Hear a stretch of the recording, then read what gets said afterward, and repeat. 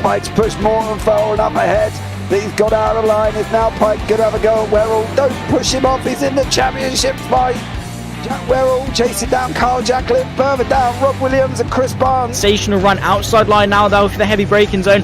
Around the outside goes the Audi R8. Look how much Miller's caught back into play. Exactly. Miller's still start trouble. He's not on second and change. All of a sudden, Miller's back in play.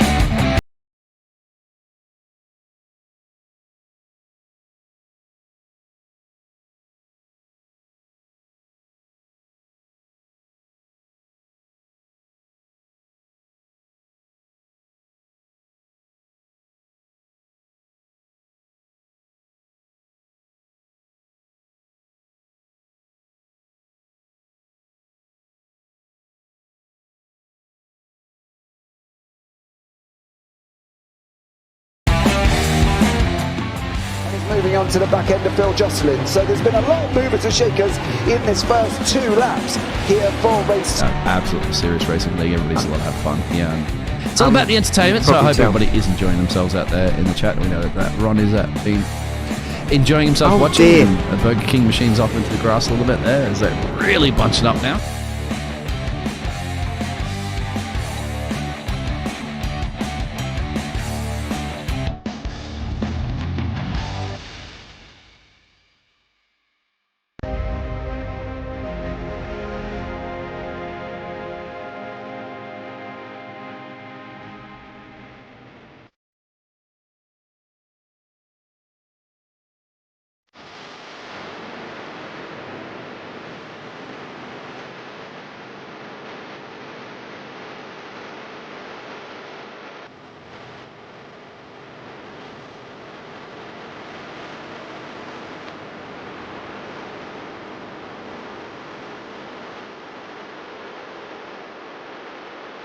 Coming down, does he have it? He's going to get it.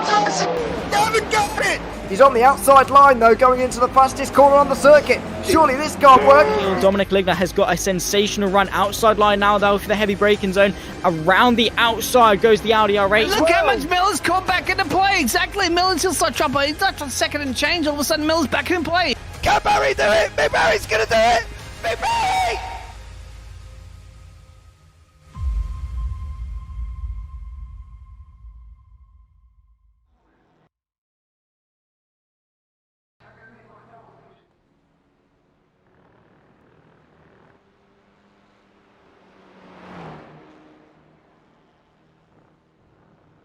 Good evening, ladies and gentlemen, and welcome back to the JPB Clio Cup Season 4, Round 3, live from the Catalunya National. I am James Parfitt. I'm going to be joined in the booth today by not one, but 2 individuals in Zach Sweeney, and also our beloved Craig Jones. He's told me to do fireworks and everything else for him, so, you know, bang, bang. There we go for Craig there as well. So we'll have a chat with them very, very shortly. Let's catch you up to date with what's happening in standings at the moment. In the AM standings, it is Jack Andrews out in front of 129 points with Paul Godden in second and Edward Parfitt in third. Charles Kellerman is in fourth, Wayne Palmer in fifth, Andy Littler sixth, Jason Morris in seventh, with Dan Lewis, Chris Dixon, Ollie Ricks, Alan Toon, Mick Barry and Dale Bennison. In the AM team standing, Genuine Recycled by Result with Jack Andrews and Charles Kellerman are out in front with Sim Stickers of Paul Godden and Wayne Palmer. And then JPB Racing of Edward Parfitt and Dan Lewis. That's your 1, 2, 3. Workguard by Result in fourth with iRace Esports in fifth. Headwear by Result in sixth. Spiral by Result in seventh. Safeguard by Result in eighth. So they weren't happy with one team. They decided they wanted 5. So there we go. In the pro team standings, Results Clothing Esports with Pete Newman and Carl Hardy are topping with SRL Next Gen of Adam Dalman and Mark Draper. Team Radline of John McHutchison and Luke Maxwell. Results Clothing iRacing team in fourth with Win It or Bin It on fifth. Send It and Bend It in sixth with photomedia.com in seventh. In the pro standings, Adam Dalman out in front at the moment on 126 points with Pete Newman in second, Carl Hardy third, then Luke Maxwell. Carl Ridley, Eric Manifold, Mark Draper, Roger Morton, David Ayres, John McCutcheon, Carl Jacklett, John Bailiff, and Ali round out the top 13. Let's bring Mr. Zach Sweeney into the booth. Good evening, Mr. Sweeney. How are you, sir? Yeah, you know what? I was actually all right. And then a small little memory from Friday evening popped up when you mentioned that obviously we were back in the booth for the Clios on the Monday, and you said, oh, yeah, well, Craig Jones is joining us. And I was like, oh, no. And then I'd suppressed the memory for the weekend. I'd enjoy my weekend. Went for all day at work today, jumped into the booth, expecting, yeah, it'll be nice chill with me and James. And then I see Craig Jones has joined the team speak. And then my entire life rumbled. And then also, just to rub it in, just to rub it in the intro, it was with Zach Sweeney and then the beloved Craig Jones. Do you see the difference? Sorry, Zach. Now let's bring Craig into the booth, right? His opening line will be, Craig, I nearly died. I can see it now. That's all he's been saying to me and my wife over the last week or so as well. So let's bring him in. Craig, are you there? I am here. Yeah, Zach, I nearly died. Told you. You didn't, though, did you? I didn't die. Thankfully, my lovely, beautiful wife saved me, but I did nearly die. So, you know, I feel the beloved bit was relevant on this occasion. Told you. Summer Farmer States, good evening. Hello, all. Hello. Welcome in. Phil as well. Welcome in here as well. Thank you so much for joining me. You still on tomorrow? Also, I guess that's a message out to Greg. We are just going into qualifying, guys. Don't forget top 3 20-minute races. Let's get that right. With a top 10 reverse for race 1 and a top 15 for race 2. It's been a very interesting season so far. A lot of ups and downs, a lot of racing and going on. Here's that, and still more to come at this Catalunya National circuit. Craig said in the green room, apparently we're missing out the best part of the circuit. What do you on it, Zach? I don't really like Catalunya full stop. I'll be entirely honest, but I have to say that Craig does have a point that turns 1, 2, 3 and 4 and 5 also all have sort of their own little bits of character on the normal circuit. They flow really, really nicely. But I can see the appeal as to why we'd want to shorten things down for the Clios. Of course, if we did take the full circuit, they'd be probably doing upwards of nearly a 2-minute lap as opposed to just a minute and a half. So for these guys in the Clios, I suppose it does make sense. And what it does do is it enables an extra overtaking opportunity with a heavier braking zone for turn number 1. So in fairness, I can see why we'd go for this layout. The only grievance that I've got is that we take to the chicane. And that doesn't sit right with me, I'll be honest. Does it not wash with you? I don't like it. I don't think anyone does. If you like the chicane, then you need to get looked at. Yeah, no, I'm not a lover of Catalunya. Craig, you've joined us up in the booth for your first foray into commentary, apart from obviously BLV, where we spend hours together. What we expected here tonight then? Come on, your beloved Clios, your leagues, you know, you're the admin. What are we expecting from all of these wonderful drivers here this evening? Well, I suppose I'm biased in saying that this is, if not the best league, very close to being the best league on iRacing. I've raced the MX-5 for many, many years, and I have always said it could never get better than that. And then when we've done the Clios, I definitely feel it got a lot better. So, yeah, I'm hoping for some good competitive racing tonight, some fair racing. My sources tell me that the track suits the Clio really well. I'm really surprised to hear that Zach actually agrees with me. I never thought that would ever happen, ever, but it has happened. That we're actually in agreement on something. But yeah, I'm hearing it might be quite hard to overtake on this track, so it'd be interesting to see how that pans out tonight. I'm hoping that we are going to see lots of fair moves. But you know, tracks like this do tend to bring those late dives and seek those opportunities that might not always be there. So it could get a little bit tasty at points. So, well, the insight from Mr. Jones, who unfortunately is not able to drive. That's partly because his wife tells him, and also Dr. So he has to sit back in the comms booth with myself and Zach here as well. that's a statement made by Mr. Jones there as well, that you two are in an agreement. Now, I don't know what you're in an agreement with, but are you really agreeing with Mr. Jones? You never normally agree with him. I can. It's not necessarily an agreement; it's more an understanding. I'd say. I think I can see where he's coming from. In essence, I suppose, in the appeal for the normal layout of Catalunya, but also on the flip side, I think for the Clios that the shorter one does work. As I say, you know, a heavier braking zone for number one after that, you know, that long straight. Should work well. I think we were here for the UK Sim Racers MX-5, if not last season, the season before, and it did work really well. I can't remember if we've been here in the Clios before. I don't think we have. It would have been the TCRs, yeah. TCRs, so yeah. front-wheel drive cars either way. So same style of driving as such. So I think it will work quite well.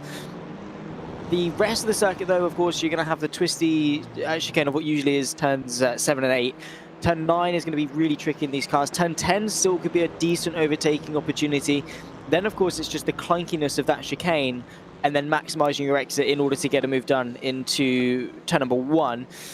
But these Clios for the last few seasons have never failed to put on a good show, and I'm sure we're going to have 3 fantastic races here today as well. Yeah, we've got 23 drivers out on track at the moment. It's probably a good number, to be fair, for this type of circuit. As much as we love seeing 40-car grids, I think we've been there already in Season 1, and it got very, very chaotic. I think between 20 and 30 is probably a good number of Clios there, Craig. I think any more than that causes a slight bit of chaos as we saw in Season 1. Yeah, but you've got to remember it's the first season as well, so all the drivers were trying to get used to each other's driving styles. Who can you race against? Who you're competitive against? So I think series when they first start off, I generally like that just by habit, really. But you know, we've got some new drivers here that have never raced with in the series before, and we've got the usual suspects as well. That do know, you know, each other's strengths and where they can make moves and who they can race hard against. Yeah, I think we've got a decent number of cars on the grid, and I'm looking forward to hopefully seeing some exciting racing. Yeah, definitely. As well, Craig, while we're here, you know what I mean? This is obviously the first time that anybody's heard from you.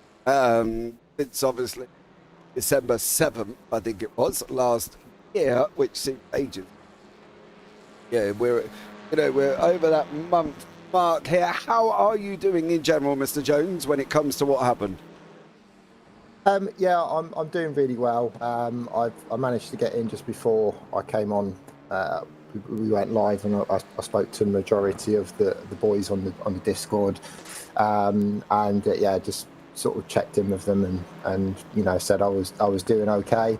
Yeah, it's obviously been a bit of a journey, sort of both physically and sort of emotionally. But now I feel I'm in a really good place. Everything's looking really, really positive at the moment.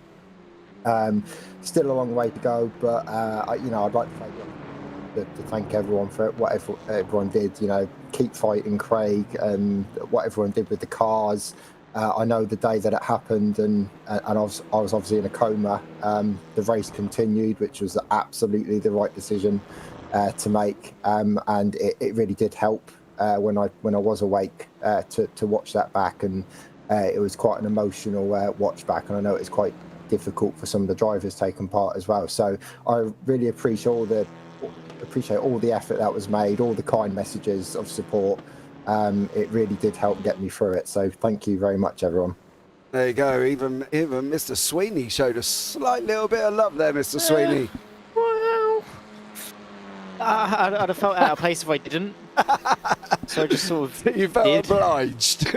I was like, well, if I don't, I'm going to come across as a really out of order guy. So I better. But it's fine, because as soon as he woke up, I was rinsing him anyway, so it's fine. I do have to say, though, it has been a lifelong dream and ambition to be a commentator with Zach Sweeney. Like this for me is like a dream come true. It really is. I'm so excited. It's like when you meet your favourite superhero at Universal. Absolutely. Oh, dearie me. I feel I'm going to get bundled out here, guys. There's some romance going on between these ones.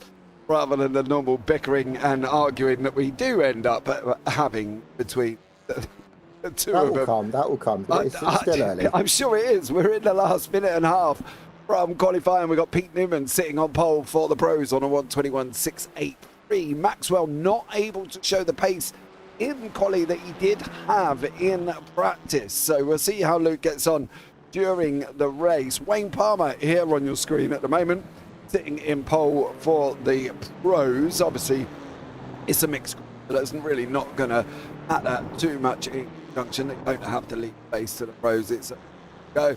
Edward Parfitt sitting in second with Charles Kellerman third, Paul Godden in fourth. Another one who's not been able to show the pace that they had in practice, Jack Andrews, unfortunately sitting sixth in, I believe, class at the moment.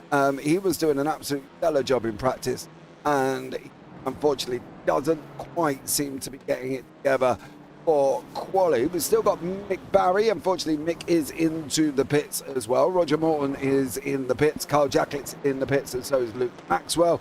Alan 2, now favourite 17-year-old, is also in the pits here once more. Mark Draper for the SRL Next Gen team, teamed up with Adam Delmont, not on the pace at the moment, sitting down in place.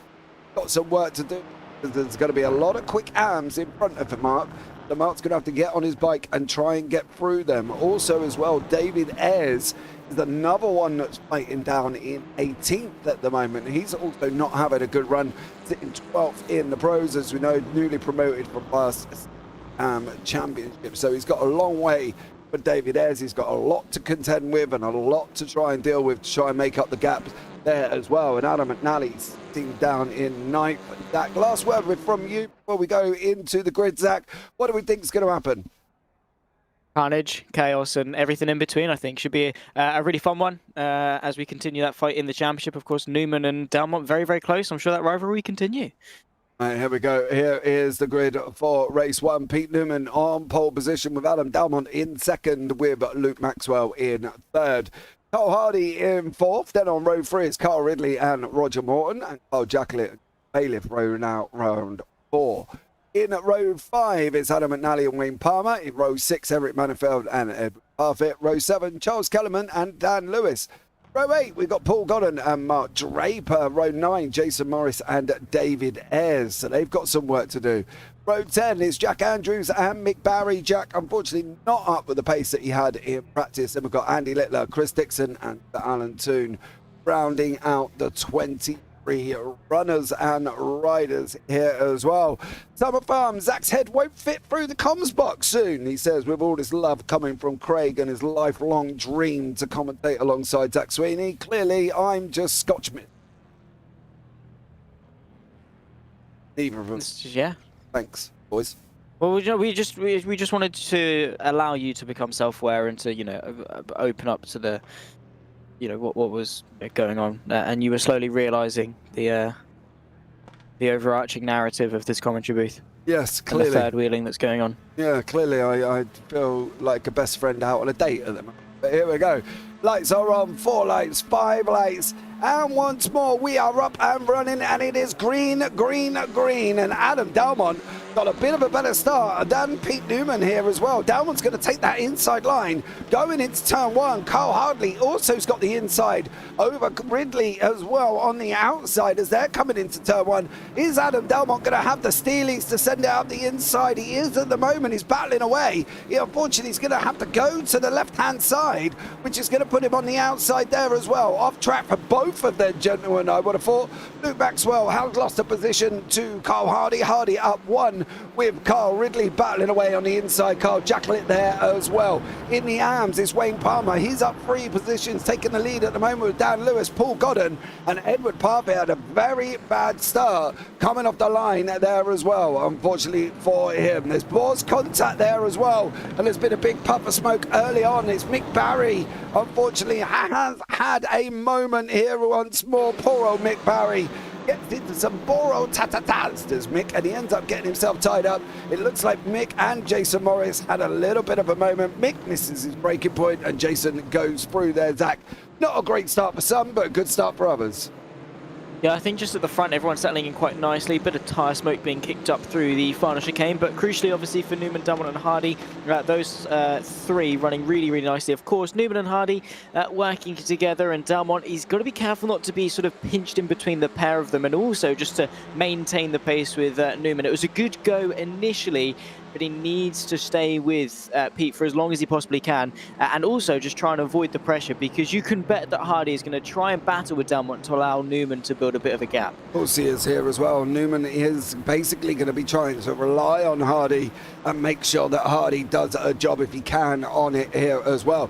Dan Lewis just taking the lead of the AMs over Wayne Palmer. Palmer and Godden, both from the Sim Stickers team, battling it out here as well. It's a JPB sandwich with Edward Parfitt, Dan Lewis leading the AMs, and then we've got Paul Godden and Wayne Palmer in the middle, separating them, as Roger Morton there as well is starting getting a little bit dragged in. Carl Hardy is cleared out of Dumont there, Craig.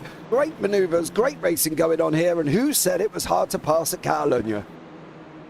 Dave, well, I did say when I made that comment, that's what I was being told, and I was hoping it was going to be very different, and so far it has been different. We're seeing a classic Clio style race where the two kind of groups are the usual suspects are racing hard, racing in their packs, and that's the beauty of this league. There's always someone on the field that you can race against. So we've got more side-by-side action as we're coming down over the start-finish now. Yeah. Going into the hard braking zone on the right-hand side for this right-hander. I believe you mentioned Mick Barry before in his incident. I believe lockups have been quite a problem. So I'm not aware of any updates to the Clio since I've been out of it. So if anyone can correct me on that, please do. But it sounds like a lot of them have been struggling with the brakes around this track. Yeah, I haven't seen any updates come out on the Clio. I've got to be honest, there wasn't any major ones. I want to talk about Luke Maxwell briefly here, Zach. He's spending more time going backwards than he is going forwards. Had some pace in practice, put it on third in quali, and now he's down into sixth place. We did talk to Luke last week, or the other week, sorry. No, God blimey, it was 2 weeks ago, wasn't it? If not more. We did talk to him, and he did say about trying to get his elbows out a little bit more in the Clios, because he's used to the radicals that are just basically like cardboard, and if you touch them, they break. You know, so is that what we're seeing from Luke Maxwell? Is he struggling with that little bit of aggression that he needs?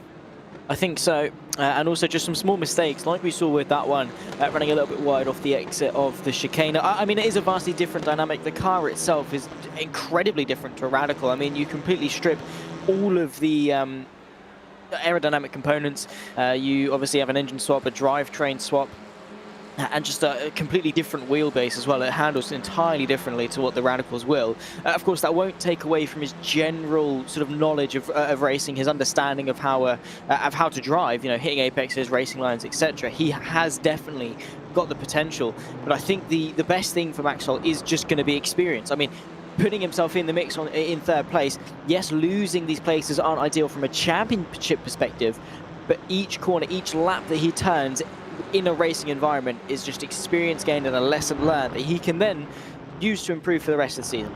Absolutely, fully agree with you there. Mark Draper is down 4 places at the moment. He's chasing away with Chris Dixon. Obviously, Chris in his, I think this is Chris's second season, say that it's going to be a learning curve for him as well as he tackles on with the headwear. By result, he loses that position to Draper coming down into turn 5. Oh, there's a spinner there as well. That's Charles Kellerman. Unfortunately, has spun. Where was that involved with?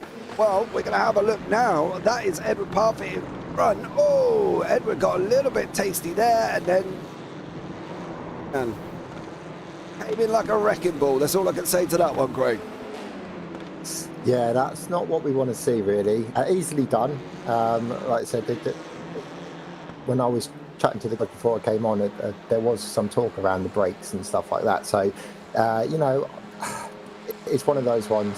It's very easy to lock these cars up. Very easy to miss your braking point when you're racing, especially if you keep looking in that rear view mirror, which might have been what was happening at that point. But, you know, we get back on track safely, we carry on, and on to the next car. He's got to keep fighting, has Edward as well. He has been trying to work on his racecraft. Eric Manifield under attack from Luke Maxwell here as well. Chris Dixon, Andy Littler and Mark Draper still going at it further down with John Bailiff, Andrews and David Ayres there chasing down Edward Bobby. You see big lockups there, Zach, as well. I'm not aware of any updates on the Clios over the last 2 seasons. Zach, have you seen anything that I've missed? No, I'll be honest. And I commentate iRacing pretty much probably 60% of the time, so haven't seen any news regarding the Clios. I wouldn't know. I think they've just... How long have they been in iRacing for? A good 4 few seasons. 4 seasons we've been doing now, so it's 4 seasons. iRacing even update cars nowadays? Ooh, Mr. Sweeney. I mean, I'm just saying, Spa is still like from 2010.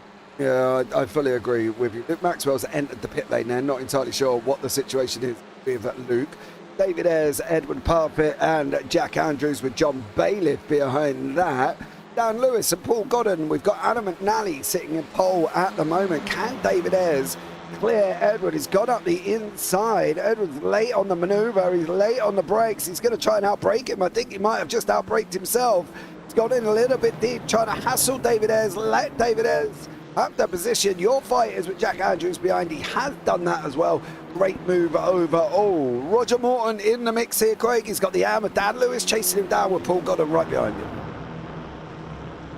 Yes, yeah, good to see Roger out there battling. He did have some PC issues, I believe, at the start of this evening, so it's good to see that he managed to get it on track. He's really shown some form lately, and it really hurts me to say that as one of his competitors that's usually out on track. I don't know where he's just gained pace massively lately. So fair play to him. It's good to see him out there in the top 10, giving a good fight. About to break into the 10-minute mark. We've got about a minute left on the clock before we enter the latter stages, or stage 2, depending on how you look at it. This fight is hotting up though. Adam McNally's going up the inside of Paul Godden. That's going to put Godden on pole, who's up 5 places already. He's going to be on pole for race 2, and he really needs to be. He cannot afford to let Wayne Palmer or anybody else behind him catch up with him. He's got the run on McNally. McNally's on the inside going into turn 1. Palmer's on the outside. Godden's on the outside, sorry. Godden lets him go through, and now it is all about McNally chasing down Dan Lewis to put these arms back together once more. David Ayres has cleared Edward Parfitt. Edward has also lost a position for John Bailiff as well. Bailiff takes that line that I said to Edward about taking over the curb, which probably would have been the better one. Edward missed his turning point there, Zach, as well. Blinded for John Bailiff, and that's kind of the result, unfortunately.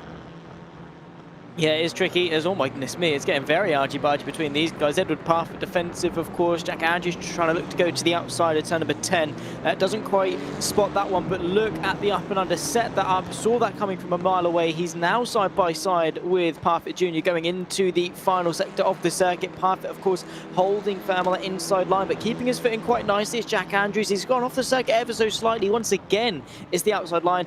Edward Parfitt able to keep that position for now. However, Andrews, he's well, his intentions are clear. He wants that 14th place. Yeah, he was quite tasty in practice. He did set the fastest time out of the arms, and currently at the moment not the fastest in the race here as well. Side by side with Parfitt as well, coming down the straight. Parfitt's giving him the squeeze like an orange in a juicer. Andrews is going to have that inside line. You can't come over and squeeze him anymore, son.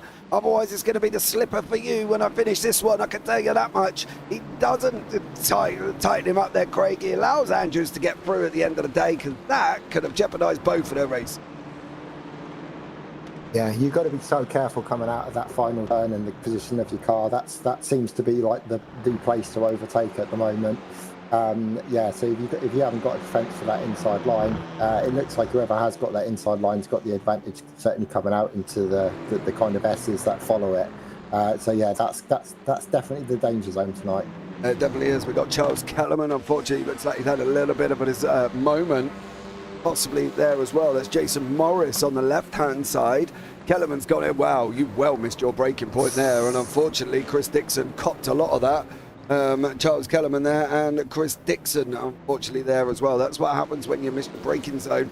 But up front we've got Newman and Delmont just almost closing here. Zach, Delmont's getting a little little bit closer and closer. Pulled the gap down from half a second. He's now 4 tenths back at the moment. Seen Delmont in a couple of series, Zach, and we've seen him in the Clios. We saw him in the TCRs as well. Last lap overtakes. He's normally the one getting overtaken. He needs to change that mindset. We have discussed this with him as well. What does he kind of need to do apart from obviously get good and hold the win? It's almost as if you just know me so well. Like that's what I was about to say. Yeah, I know. I figured it's just that. get good, just drive better, and you'll be absolutely fine. It's like me telling you to commentate better. It's simple. Then you'll be Craig Jones's hero. But all in all, yeah, I know. Oh, dearie me. You know me. I'm the first one to rinse people. I don't hold back. But even I feel bad for Adam Delmont at this point. Every broadcast we jump onto, at least at some point we tell him he's a pushover. In nice terms, we just call him a pushover.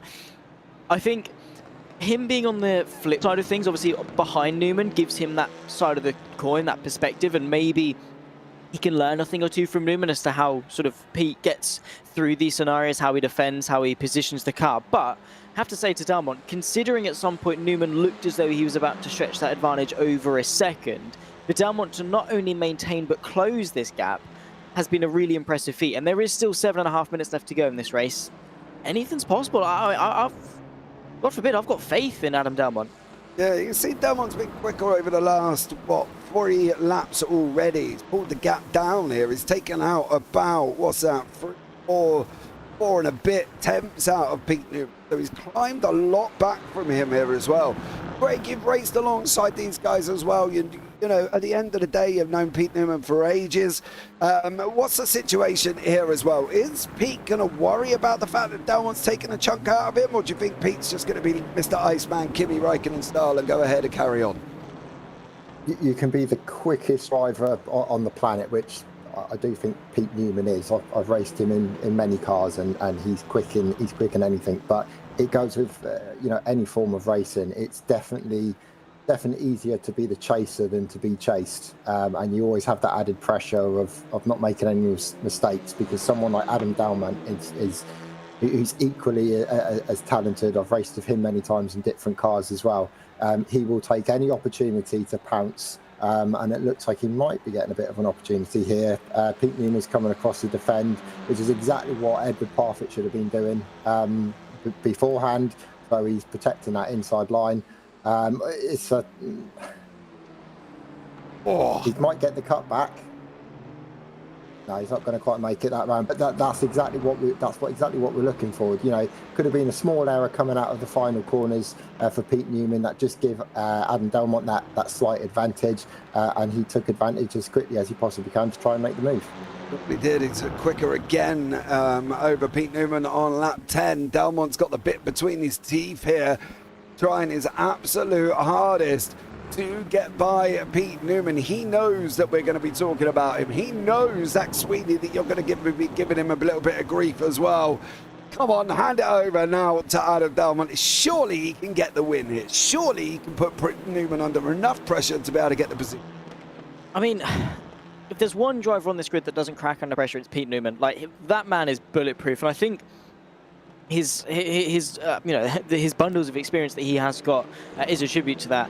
Final 5 minutes though, let's see how he negotiates, because even if this can crack at some points, even sort of a Davey versus Goliath moment. Not saying that Adam Delmont is puny and tiny and has got a little slingshot in his hand, because he's not. He is on the level of Pete Newman, but sort of more to see Newman in the light of Goliath more than anything, in the sense that he can fall and he can make mistakes, and we have seen him make mistakes before. So let's see how Delmont sort of positions that car. He tries to put some pressure on, maybe send some fake moves or anything like that. But at the moment, yeah, he's there, but he's not really there. He's not close enough to be really putting too much pressure on. So much so that Pete Newman is just like, yeah, all right, like, you're there, but I'm not really too fast. As long as Newman hits his marks, there's not going to be really much that Delmont can do. Hopefully we'll be able to see whether or not Delmont's going to be able to get through here once more, and whether or not he can get back into the fight. Can he get Pete Newman? That's going to be the question here as well. We've got Paul Godden having a good old fancy scrap once more as well. He's got Dan Lewis from JPB Racing in front of him. He's battling away here as well. Godden's proved over the last 2 seasons, Craig. He's done a great job. He really has. And I love it when teams play similar pace. Talent, that's a compliment. Or not. But hey, you know, I won a trophy. But yeah, I really enjoy racing with Paul. Top guy, very respectful. Knows when to make a move and when not to make a move. As we're coming down the back straight now, it looks like he's definitely going to be trying to go for the inside. You don't get much draft in the cars, which doesn't help the situation whatsoever. Keep onto the brakes, keeping it nice and tight on the inside. Good respectful racing from both drivers there, and that should be move done.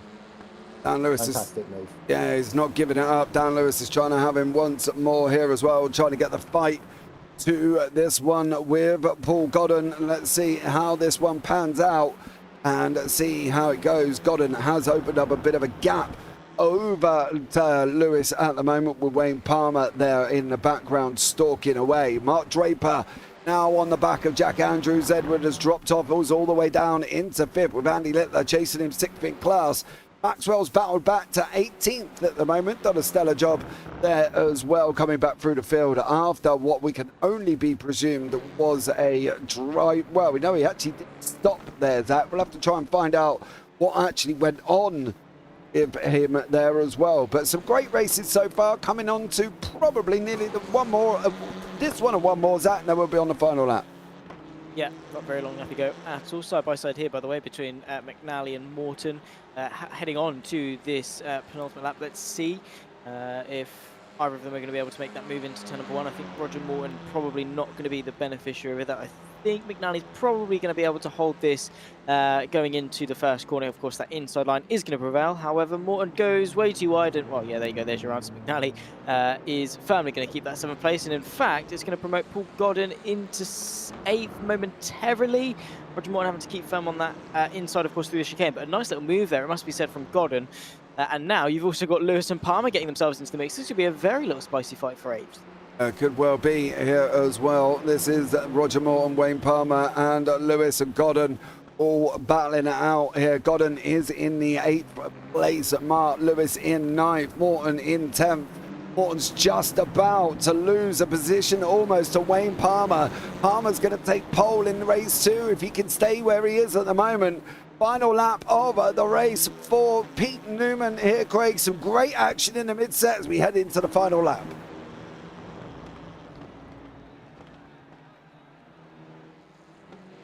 Not long left to go then in race number 1. Let's see who's going to be the one to come out on top. I don't know. It could still be Delmont. I have faith in Delmont that he could well come out on top, but he's got to be. Surely it's now or never, right?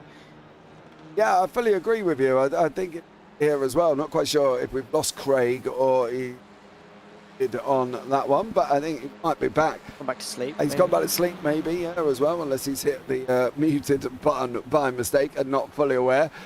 Pete Newman, no, he hasn't got long to go for Newman. I think he might end up taking this away from Delmont. So for Delmont there as well, is coming down into turn 5. It doesn't look like he's going to be able to take action here either, unfortunately. It's come around that final part there, Zach, as well. So great moves overall.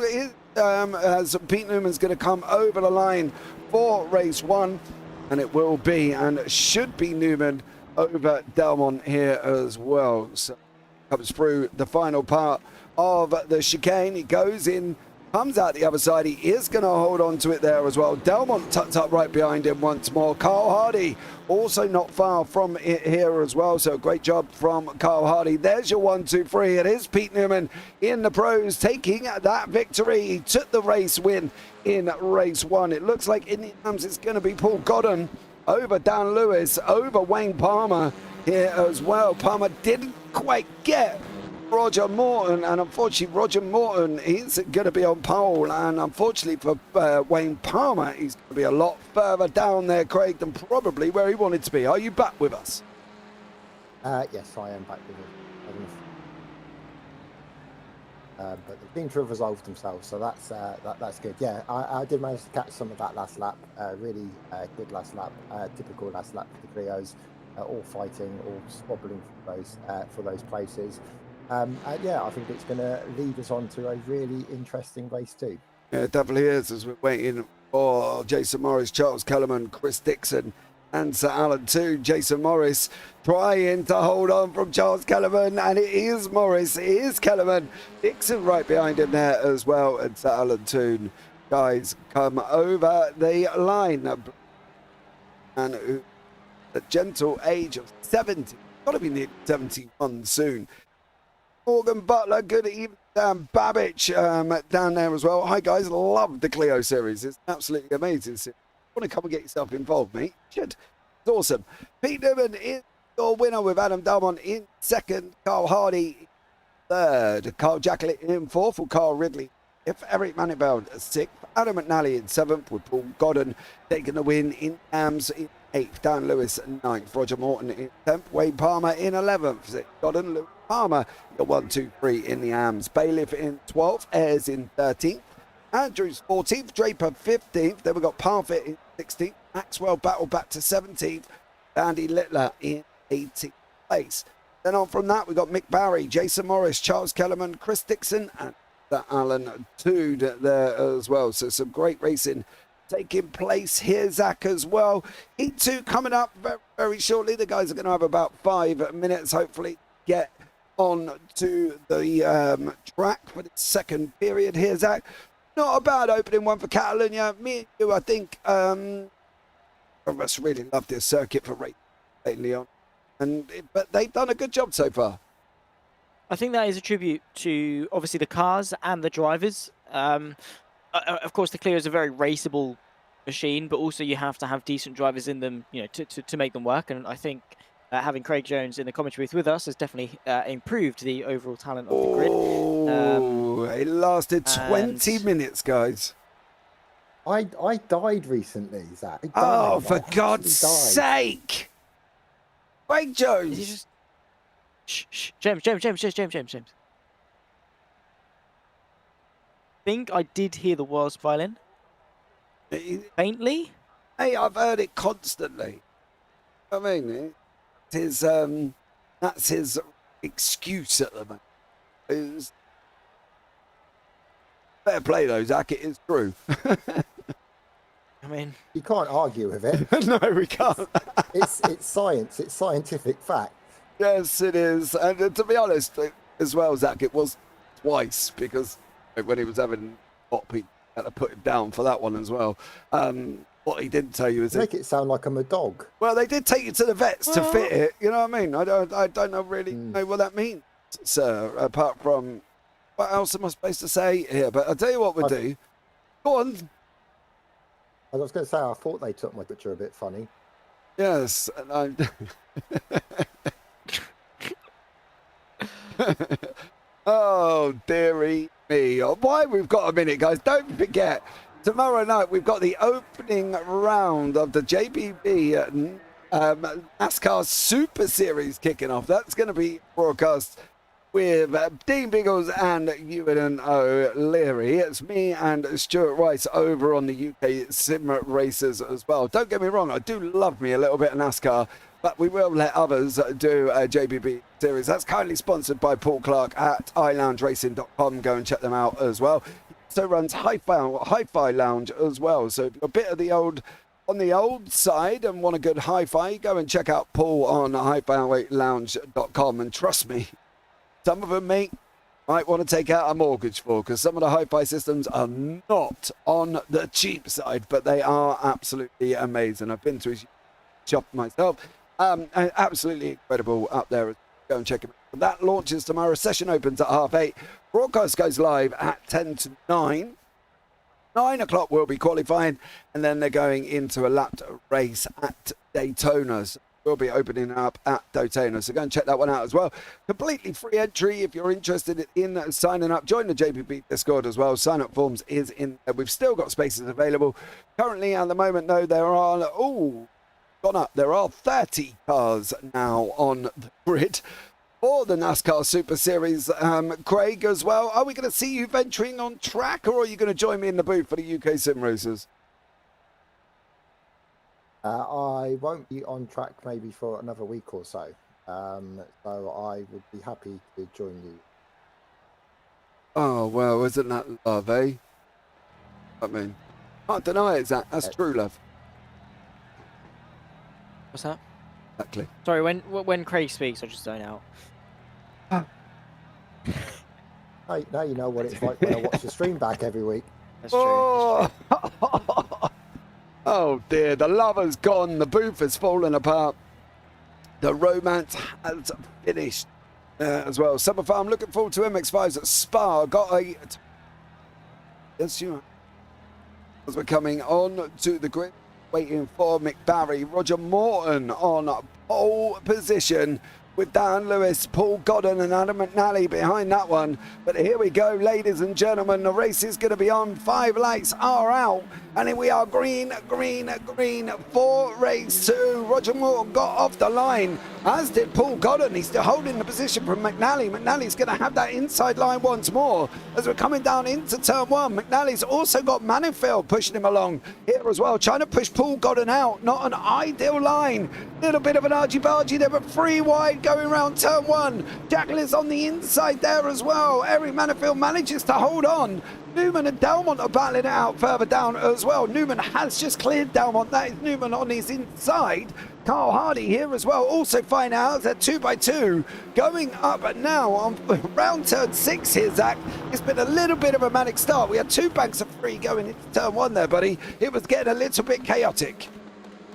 Yeah, these guys don't like to wait around when it comes to these reverse grid races. Adam Delmont carving his way through the field, just doesn't really want to let Pete Newman out of his sight. I don't think, of course, Hardy trying to put some pressure on him just in behind as well, going up into what is usually 11 and 12. You can see Nosatel pretty much the vast majority of the field.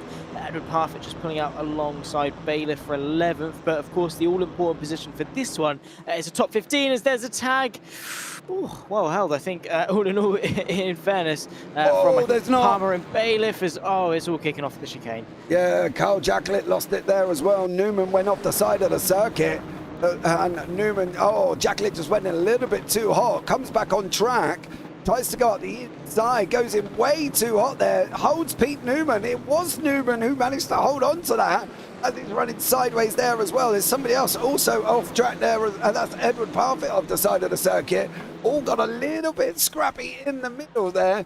Up front though, Eric Manifield and Paul Godden going side by side once more as they're going up round turn 5, off up through the chicane now before they go into that run once more. Great action early on, Craig. Lots of shoulder barging before we've even got anywhere.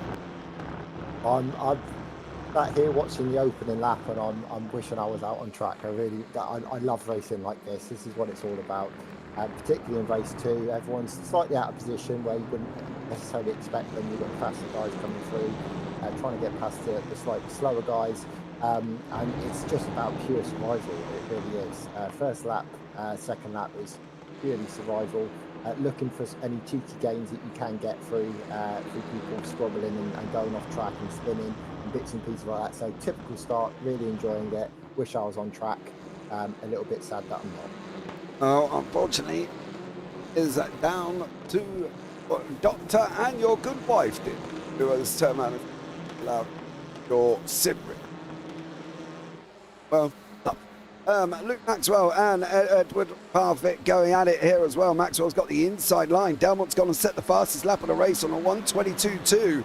Coming down into turn 1, we've got Maxwell on the right, Parfitt on the left. He's got Newman tucked up right behind him as well. Newman's going to send out the inside of Parfitt. Parfitt gives him respectful room there. And now is going to allow David Ayres to try and come through once more. He's got bringing along Andy Littler. So for Parfitt here, he could be in jeopardy of going down into the clutches of Littler as Maxwell and Newman get on their bike up the road at the moment. Adam McNally fighting out up front here with Dan Lewis still holding strong here in 3rd place. Zach doing what he needs, doesn't he? I think so. Of course, just maintaining more than anything. I mean, he's not doing anything drastic in order to to keep up or whatever. I think he's just driving his own race. That, however, is very wide from Adam McNally. He's got to be careful on the rejoin. Let's have a look as to what's happened. Fighting going into what is usually turn number 10. Was he just too deep on the brakes, or was that an almighty? Was that Delmont behind him? And then I think maybe McNally got a little bit scared. Honest, I have no idea what happened there. Either way, McNally was sent wide, and now he's outside the top 10. Yeah, he is at the moment. Andy Littler sitting on that pole position place at the moment in that 999, chased down from the SRL. Next Gen Gold, Mark Draper, Carl Jackley. It looks like there's been a little bit of a... Oh, Charles Kellerman has got absolute nothing there on the back end of his car. That was with Carl Jackley again. The same place, I believe. The Jackley may have had his first little incident there as well. Carl definitely getting his elbows out here. Craig and well, making push to pass a little bit too severe. Yeah, I am struggling to see what's going on the track from my side, to be honest with you, but I have watched. I did see the incident back on the stream. I've also got the stream going on my phone. So yeah, like there was a little bit, not enough room being given. Let's put it that way, which caused that incident, which is unfortunate. I'm sure it wasn't intentional. It never really is. But yeah, you've always got to make sure that there's that extra bit of room, or things like that don't happen. Absolutely.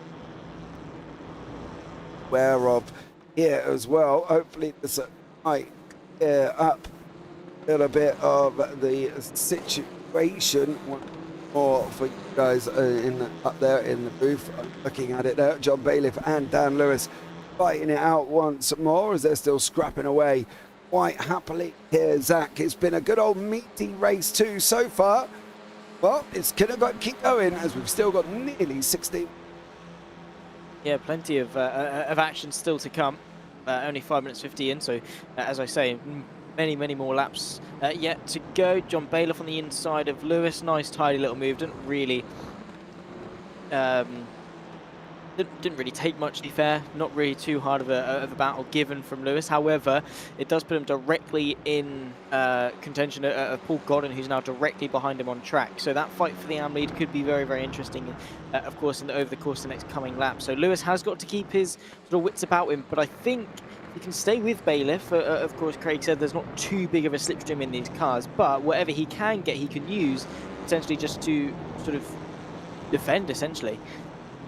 I think that's what they're going to have to try and do. Lewis has just got to manage to hold on. Draper is in 14th. He's chasing down on Parfitt now as well. Parfitt sitting 4th in class, 13th overall. Andy Littler's on pole for the next run. Dan Lewis and Paul Gollan have ended up coming back together. Both of these drivers lost 5 places respectfully, but they have still got the likes of Luke Maxwell and Pete Newman coming through. That could bring Wayne Palmer into play here, Craig, as well, with Palmer basically sitting there waiting for Maxwell and Newman to give him Godden as well. Do you know what? I absolutely love it when you got the like of Pete Newman in front of you, because he literally just carves the path for you. You just literally have to follow him round. If you can hold on to him and keep up with him, you've got some easy positions in front of you. You really do, because he does all the decision making for you. You just got to keep it as close as you possibly can, and it makes life as a driver so much easier. Yeah, it definitely does. There as well, we're so used to Newman coming field. We've got Bailiff and Lewis with Godden in the background puffing up smoke there. Jack Andrews unfortunately has had a moment, so has Eric Manifield here as well. Eric unfortunately going off the side of the circuit. I believe that's the 37 there of Adam Delmont. Well, Manifield just completely forgot where we were going on that one, Zach, and just didn't turn right at all. I think he wanted to stand with Craig in the sense that he wanted to take the Grand Prix loop, and well, unfortunately that's not the way the cones were going. And a little bit wide. Easily done, of course, with how easy it can be to lock up these clears, so running ever so slightly wide, but Continue on, still over half the race left to go, so not over, of course, until it's over. Following along here with John Bailiff, but we've got a very, very long train behind. We've got Lewis, Maxwell, Newman, Godden all in behind, and that's good news for Lewis, I suppose, that Maxwell and Newman are bringing their way through the field. I have to say, though, really surprised with the lack of progress that Newman's been able to make compared to Dalmont. Dalmont seems to have been a little bit more argy-bargy, and Pete, obviously, the problem for Pete is probably not got the pace. No, hold on. He still got the pace, but so has Luke Maxwell in front. And obviously Maxwell's trying to fight with Dan Lewis. To Newman's trying to follow Maxwell through. I think for Pete and Craig, probably one of the worst people to sit behind was Luke Maxwell. He has got the pace in practice. Didn't really set the world alight in quali or in race 1. But he's doing a good job in race 2. And if he brings that pace he's got in practice into this race, Newman's going to struggle to get past him. Absolutely, I was watching a little bit in practice, and he's definitely got the pace about him. Qualifying's always a completely different story. You know, all it takes is that one off track, and that's all he did, which is probably what was happening, where you're just trying to push to get those extra couple of attempts every lap. So yeah, if he settles in, gets his head down, he's more than capable of keeping ahead of Newman. But you know, take it from someone that drives against Pete every week. He's not a guy you want to see in your mirror, let's put it that way. Oh, it definitely ain't. And to be honest, for you lot who deal with Pete single time, every single back, basically that day before, I said good luck to you here once more. Roger Morton's coming under attack for the lead of the race. He's led for the first half, Zach. 10 minutes as Roger Morton led for. Now he's got the Australian of Carl Ridley, obviously for Carl regularly at times as well, and it's like 4 in the morning or something ridiculous over in Australia for him currently as well. Loves a bit of the front wheel racing, does the Australian. Can Morton hold on?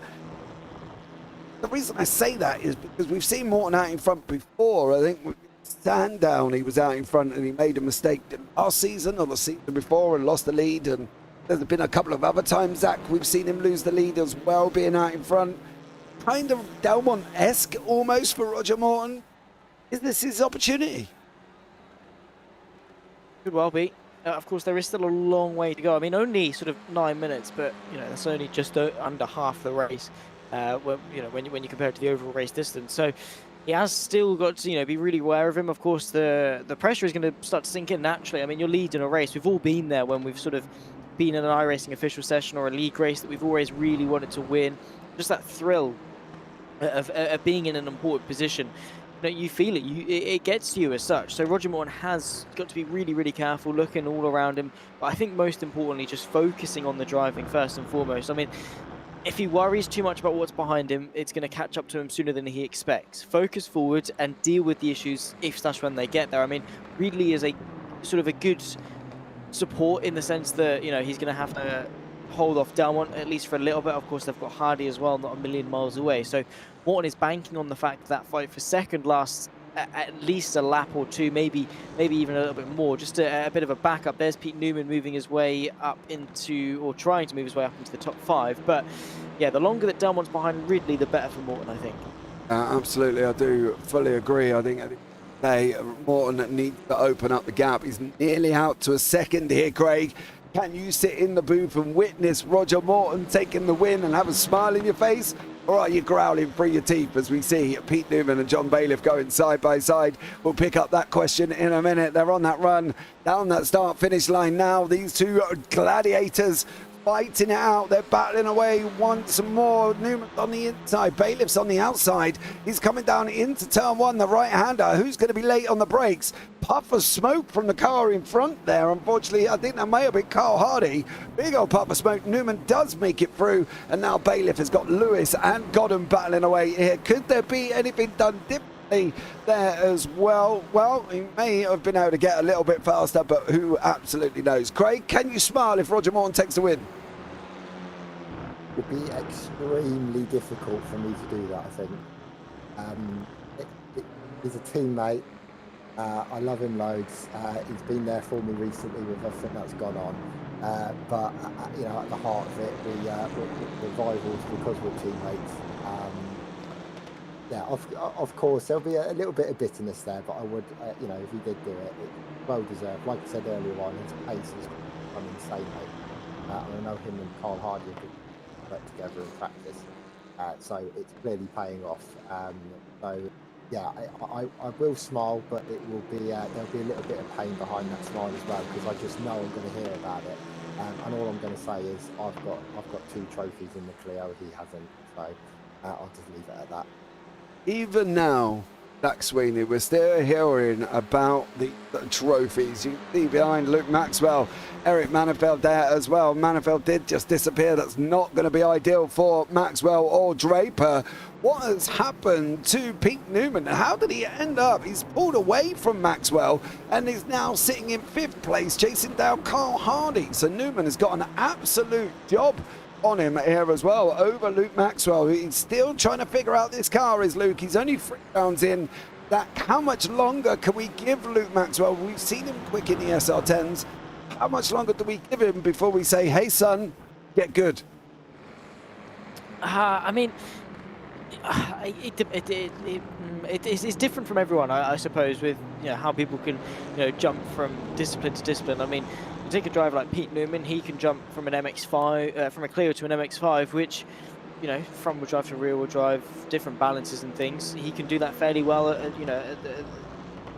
a moment's notice, pretty much from a Monday to a Tuesday. So that's Pete Newman and his adaptability. For Maxwell, I think it might just be a bit more of a bedding in process. Also depends on everything else he drives as well. If he does any other championships elsewhere in sim racing or on different platforms or anything like that. He is in a fight at the moment with God, and that's for 8th place, just trying to hang on as best he can. Yeah, I'd say if we give him until sort of the halfway point of the season, then assess where he's at. I mean, he's not going to be winning races this season, I don't think. Definitely not on a regular basis at all. But if we can start to see some good signs of improvement, then I'd say it's been a successful season for Maxwell. Yeah, he took the win, I believe, last time out, if I remember correctly, in one of the 3 races.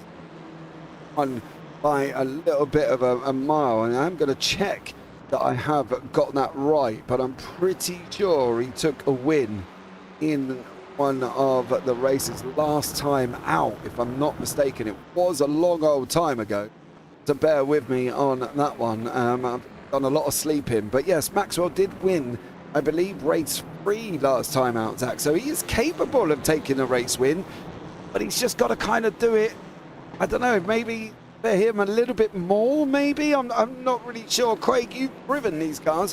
What's it like jumping into them for the first time? Well, to be honest, when I first got in the car, I was a little bit unsure whether I liked it. They're not easy cars to well, McNally's got off. Adam McNally there. Unfortunately, that might have been Mark Draper. Draper's cover. Oh. What went on? So that was McNally and wanted to send it and bend it. Then McNally's come back on track. Unfortunately, there was Draper. Around he went.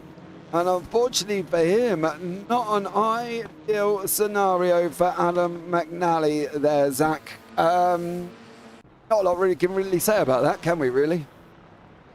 No, he's just had an unfortunate day as such. I mean, he's still got race 3, of course, just to maybe consolidate something. Won't really be much in terms of a starting position, but he can work his way forward, I suppose. But in terms of race 2, going wide earlier at turn 10, of course, and then what happened at the last chicane.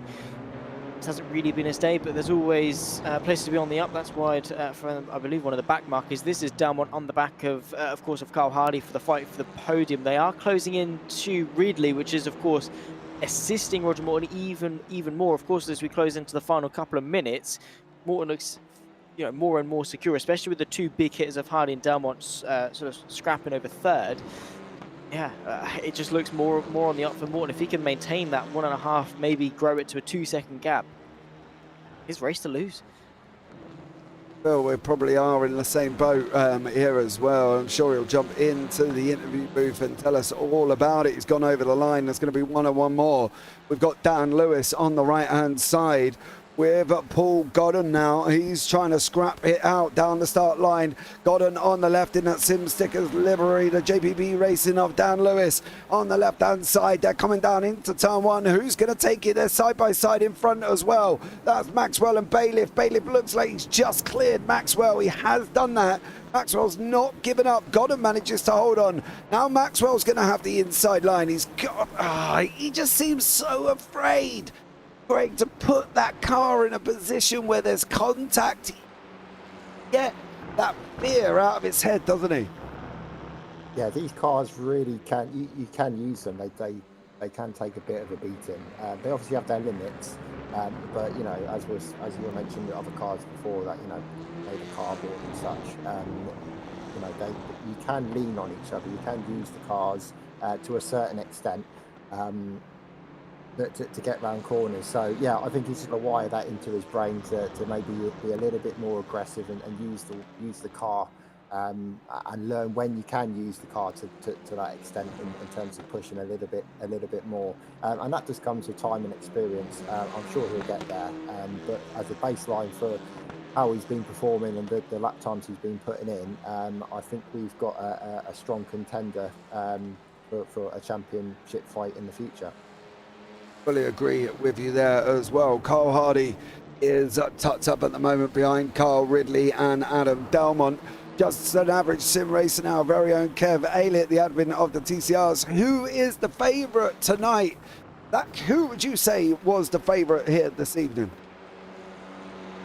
I mean, coming into it, I'd say Pete Newman, but to be fair, he's actually there in fifth, only a place behind Delmont after all. But I'd say Delmont has been really strong. His qualifying result was really strong. His race 2 has been really strong. Fell short, of course, in race 1, finishing second behind Newman. But all in all, has looked very, very consistent. So either one of the two, really. And yeah, I think going into race 3, it could be anyone's game, to be fair. Not just exclusive to them two, but pretty much the entirety of the top 15. Things go their way, could have a good chance. And well, here we go. Roger Morton might well be able to take a win.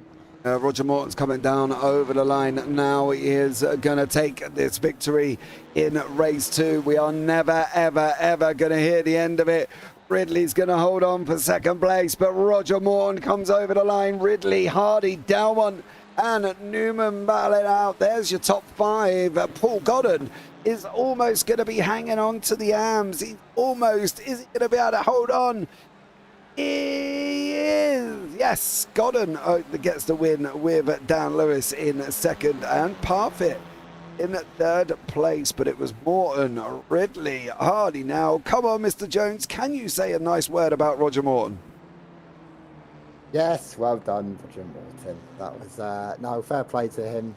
He controlled the race. He controlled that gap. He swallowed up all that pressure on him. So yeah, well deserved, mate. Well done. Now we have Eric Maneveld, who has also looks like he had a bit of a crash. That's Mark Draper behind him. Draper's gone to the outside. Maneveld's come over. Both of them ended up going off the side of the circuit. Mark Draper going off into the shadow realm by the looks of that one. As well, they're not an ideal scenario for them, but I'm sure there as well as we wait for Alan Toon and Charles Kellerman to cross over the line. Here comes Charles now in 19th place. Takes the second flag here once more of the second race here this season. Well, now we've got Roger Morton out in front with Carl Ridley in second, Carl Hardy in third with Adam Delmont battling his way to fourth, Pete Newman in fifth, Luke Maxwell sixth and John Bailiff in seventh. In the arms, it's Paul Godden taking the victory with Dan Lewis in second and Edward Parfitt in third. Mark Draper in 11th, David Ayres in 12th and Andy Little 13th. Eric Maneveld and Jack Andrew going to be on pole position. They would be on the front row together there with Jason Morris Dixon and Sir Alan Toon rounding out the top 18 there as well. Unfortunately, there were some non-finishers from that last time out. Zach, another interesting evening of racing once more, and one that is just not letting up here this evening. Very much is not. So let's see how race 3 goes. Of course, 15 reverse now, so hopefully even more carnage and chaos. Let's see how our front runners battle their way back through. But all in all, a really, really strong race. Nice to see how, of course, Delmont and Newman fight their way through. Hardy as well, really strong in that race. I mean, well, I think Hardy's one of those drivers that we do shrug under the rug ever so slightly. I mean, sometimes sort of overshadowed by Delmont and Newman, but in his own right, he's a very, very strong driver. And I think today he's definitely proved that. So let's see how he gets on over the course of race 3. But yeah, 20 more minutes here at Catalunya. Let's see how we get on. Craig, it's going to be a very interesting one as well. We're coming into the last couple of minutes of the warm-up session. I think overall it's been a very interesting Roger Morton taking the win there in race 2. Godden's the only man who's wrapped up a double victory in the AMS. Dan Lewis has taken 2 second places, and Palmer and Parfitt have taken 3rd. The AM fight is looking like it's going to be very strong this season. I think that's one of the things that we can safely say.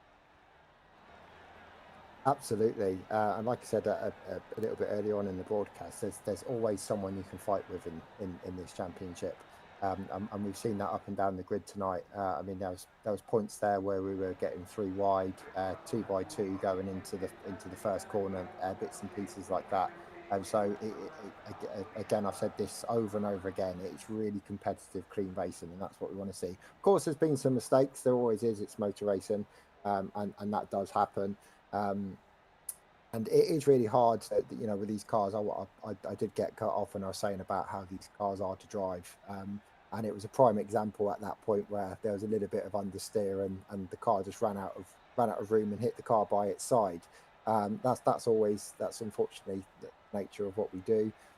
Again, not intentional, but it does happen. But overall, it's been really, really, really clean. I'm glad Zach mentioned Carl Hardy, what he just said. I think Carl Hardy's been really consistent. We haven't seen him much on the stream, but you know, I think it was 3rd in race 1 if I'm not mistaken, and he also got 3rd in that race. So yeah, really strong performance from him, which is great to see. Really happy for Roger Morton that he got his race win, and yeah, let's bring on this AM fight and see how that's going to play out.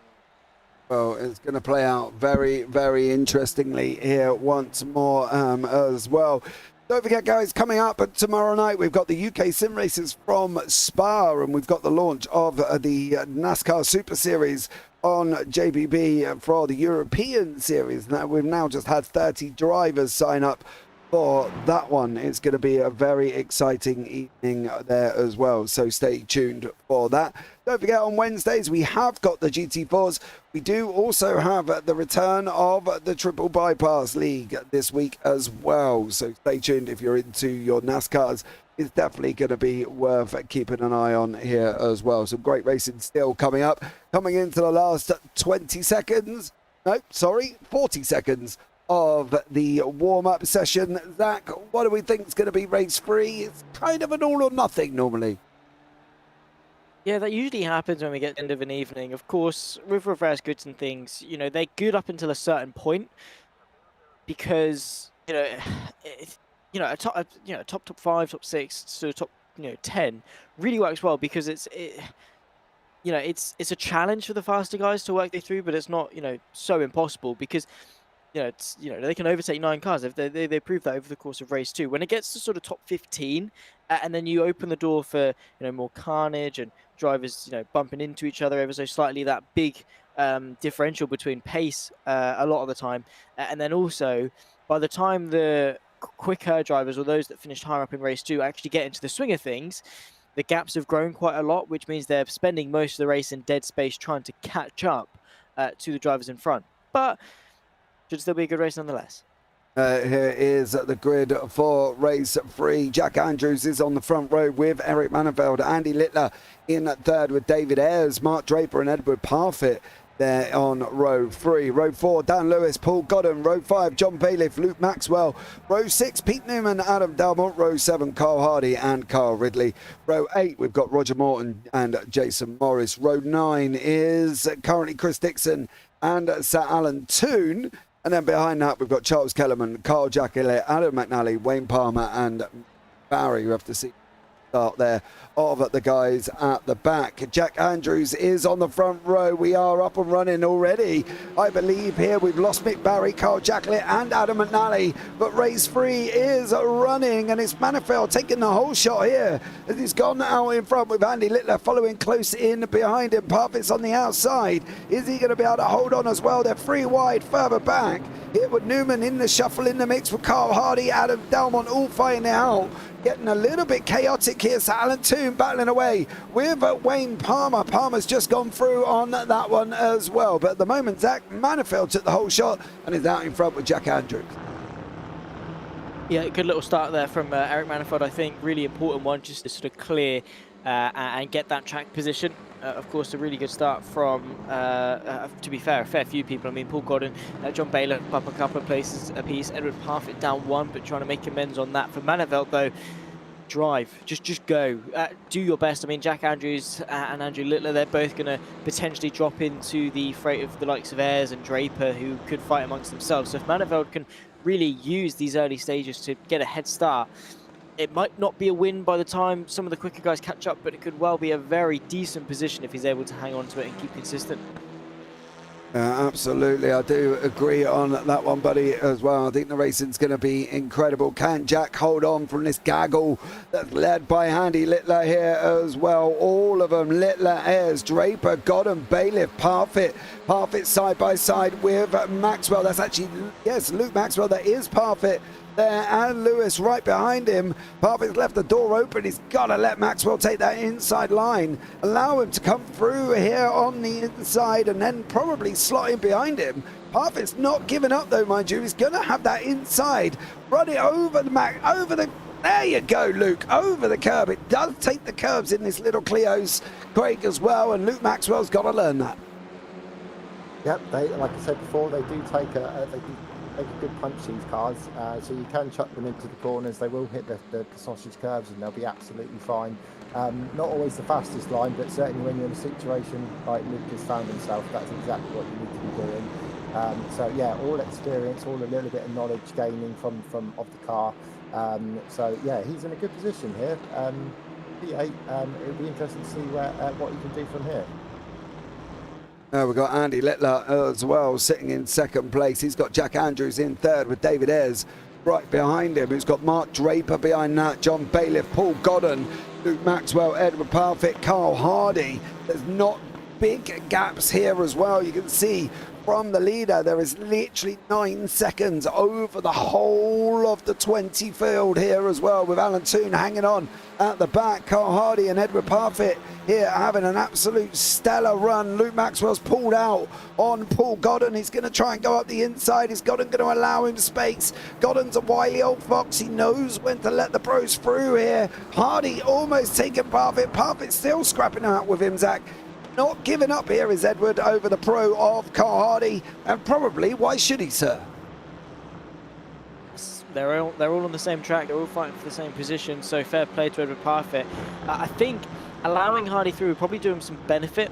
Of course, Hardy probably will be fighting with Maxwell and Godden, and that could be to Parfitt's benefit. We've got 3 wide going into the braking zone. Parfitt through the middle. I think Hardy's just going to nip his way on the inside of both, or in fact on the outside, I should say. That's Maxwell just ahead. Side by side between the pair of them is now up over the curb as Parfitt is going to be left out to dry. There could well be Newman and now Delmont as well nipping his way up the inside. So very quickly, just by sort of having that outside line going into what is usually turn number 12, he's now lost what could be 3 places by the time Ridley could also get into the mix. So not the greatest couple of corners, it must be said, for Edward Parfitt, but I suppose he's not technically lost any positions in the AMs, but he's still going to be wanting to sort of stay on the back of Delmont and Newman, Hardy, etc., because when they start to battle with Godden, he wants to be back into that fight as soon as possible. Absolutely. We've got Mark Draper battling away here with David Ayres. Sorry, John Bailiff and Mark Draper. Sorry, my apologies on that one. Paul Godden tucked up right behind him here as well with Luke Maxwell, Hardy, Newman and Delmont. The question could be, did he purposely let the pros through? Maybe, I don't know on that one. I'm not in his space here, Craig, but to be honest, he hasn't lost any places in the AMs, as Edward. So from his perspective, was it right to let them through like he did? If I was in the same position, I would have let them through, purely for the fact that I'll be sat fourth in the AMS, yeah, they're going to go up and hopefully give Godden some grief, and through that you can hopefully get a place from Godden and get into the podium position in the AMS. So yeah, it's like I was saying before, it's learning who to race, and sometimes letting the pros through is you learn a lot more, and you're going to make a lot more progress by just following them. Well, one man that isn't making progress was David Ayres, but we've got Mark Draper and Luke Maxwell and Adam Dalmont going at it. Parfitt slotted in behind him. We've got Carl Ridley in the mix once more. Further up, there's Newman going at with Carl Hardy and Paul Godden. Scraps all the way through. Jack Andrews trying to hang on with Andy Littler. Manifold's cleared about 5 seconds up the road. He's gone and dusted and checked out here as well. 2v2 going into turn one there with Jack Andrews. Oh, that was Mark Draper. He's managed to hold on to it. Paul Godden almost spun him and then knocked him round the right way back as well. A great recovery from Mark Draper, but, well, I suppose help from Paul Godden there as well on the way through. Yeah, got a little bit lucky there, thankfully. Still running quite well in the top 5, but it has to be said, what, we got the top 12, oh well, from 2nd down to 12th, separated by absolutely nothing, or even further than that, down to 15th, separated by absolutely nothing. This is going to be carnage and chaos, with Bailiff wanting to stay ahead, keep that track position. We've got Draper and Littler swapping places down into what is usually turn number 10, heavy on the brakes, and absolute carnage in behind. Draper just trying to go to the outside, gives him the inside for the next right-hander if he was able to keep himself there and tucked up quite nicely. Littler going the long way round though in that 999 machine, very nicely done. Runs a little bit wide though, so Draper might be able to edge himself ahead, but so many cars occupying such little track space. It's a recipe for disaster, surely. Well, it hasn't been so far. Littler nearly put it up on 2 wheels there as well. Godden in the mix, Carl Ridley. Luke Maxwell's gone off the side of the circuit again. He's going backwards. For is Luke. Jason Morris putting his nose in with Dan Lewis. Wayne Palmer trying to get involved with the fight. Charles Kellerman and Chris Dixon here as well. I will tell you that between 18th and 4th at the moment, no, let's go 3rd, is only 6 seconds as Jack Andrews has completely forgot to turn right and is now going to lose a bunch of positions. And I say a bunch there, Craig, because when they're all this close together, you are losing positions regardless. Well, I've always said the best drivers on iRacing do tend to get lost sometimes, yeah, that was a case of outbreaking. But you could definitely tell it's race 3, can't you? Yeah. It's absolute action everywhere you look. Cars going 3 wide around some bends. It's brilliant to see. The Clios are back for 2024. They definitely are. If you're wondering what Craig is referencing to, ask him how to get round Silverstone. He'll tell you a completely different way to what goes on normally. Manifold out in front still by 6.8 seconds now. That's really no surprise currently at the moment here though, with John Bailiff, Mark Draper, Carl Hardy, Newman, Littler, Godden, Dalmont all still scrapping it out. Littler's still in the mix here. Draper and Ridley, they were almost 3 wide going on there, Zach. He's got to give him room. This is the race 3 that we absolutely love. Look at the strewn of cars. Nobody's really sure where they're going to go. And at the moment, Mark Draper is hanging on just about. Is it going to go 3 wide? Is Godden? Surely Paul Godden's not going to send it up 3 wide there either. Surely he's not. No, but there is an inside move. Oh, Edward Parfitt sending it from a long way back. Shoulder barges Roger Morton. Dan Lewis coming through. We got the JPB Racing flying 2 wide here. Now we've got Carl Ridley and Dan Lewis. Carl Ridley and Adam Dalmont, sorry, going at it there, Zach. Oh, God, it's getting spicy out there. Really is. These guys do not like letting up by any stretch of the imagination. Thankfully, they've all been able to work their way through quite cleanly here. Side by side, it's Draper on the outside trying to work his way through, but he's gone into way too deep. Carl Hardy picks his way past very nicely to tick off Pete Newman goes through. Carl Hardy now just in behind. So Newman up 8 places. Carl Hardy trying to make it 9 if he's able to find his way past Draper. So an insane race from the 2 teammates, of course, of Newman and Hardy. Really, really strong race, must be said. Here's Carl Ridley trying to go to the outside of Andy Littler, going now into the chicane. He gets covered off, though. The 999 of Littler getting very argy-bargy, moving over to cover off from the 17 machine, but he gets the up and under into the final corner. Really nicely done from Ridley, up in the 7th. It definitely is at the moment. Dan Lewis still scrapping it out with Roger Morton, Edward Parfitt, Paul Godden and Luke Maxwell.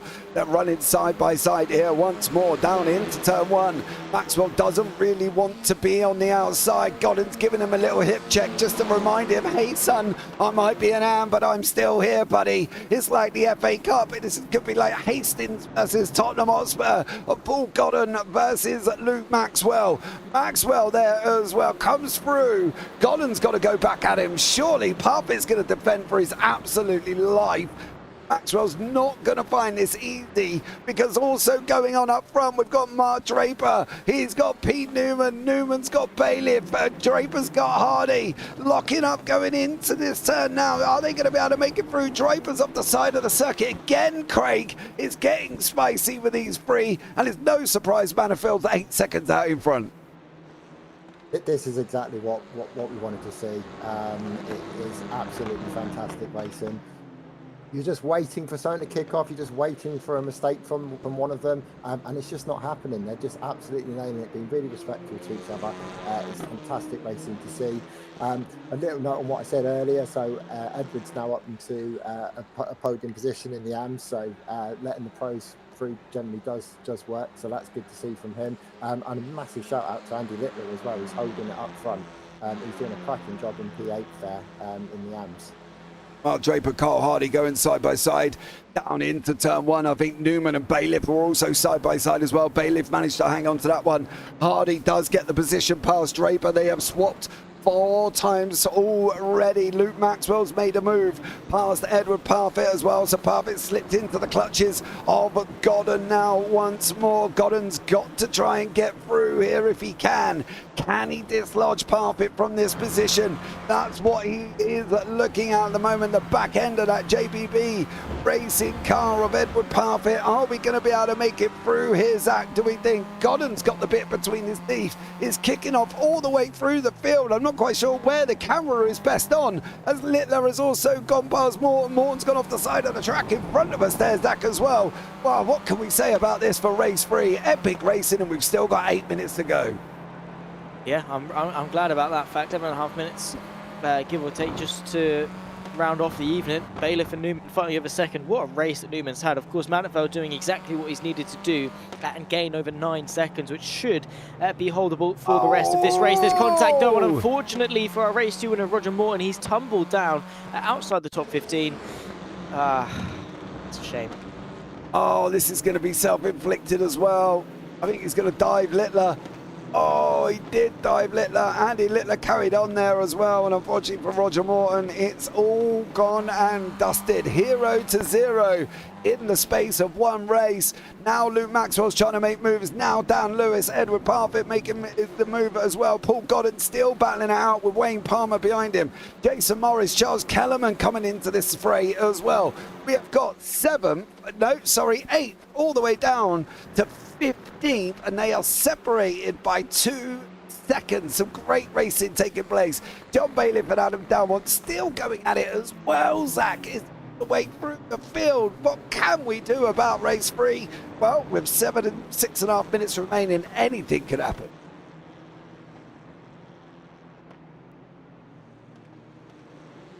Okay, as we carry it on now once for Luke Maxwell, fighting it out here, and he's still battling away. He's got the Andy Littler train coming at him with Dan Lewis, Paul Godden and Edward Parfitt, Palmer, Morris and Kellerman here as well. Can Maxwell hold on? Can Delmont clear Bailiff? Craig, what do we think is going to happen?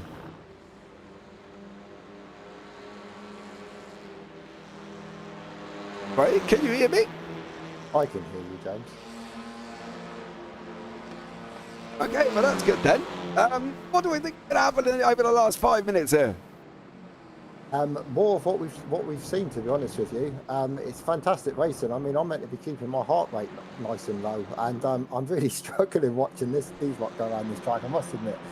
It's just non-stop wherever you look. It's just fantastic racing. It really is. I so want to be out there doing it with them. It's nice to watch, but equally, I you know, what the heart really wants is me to be out on track as part of this action. It's brilliant.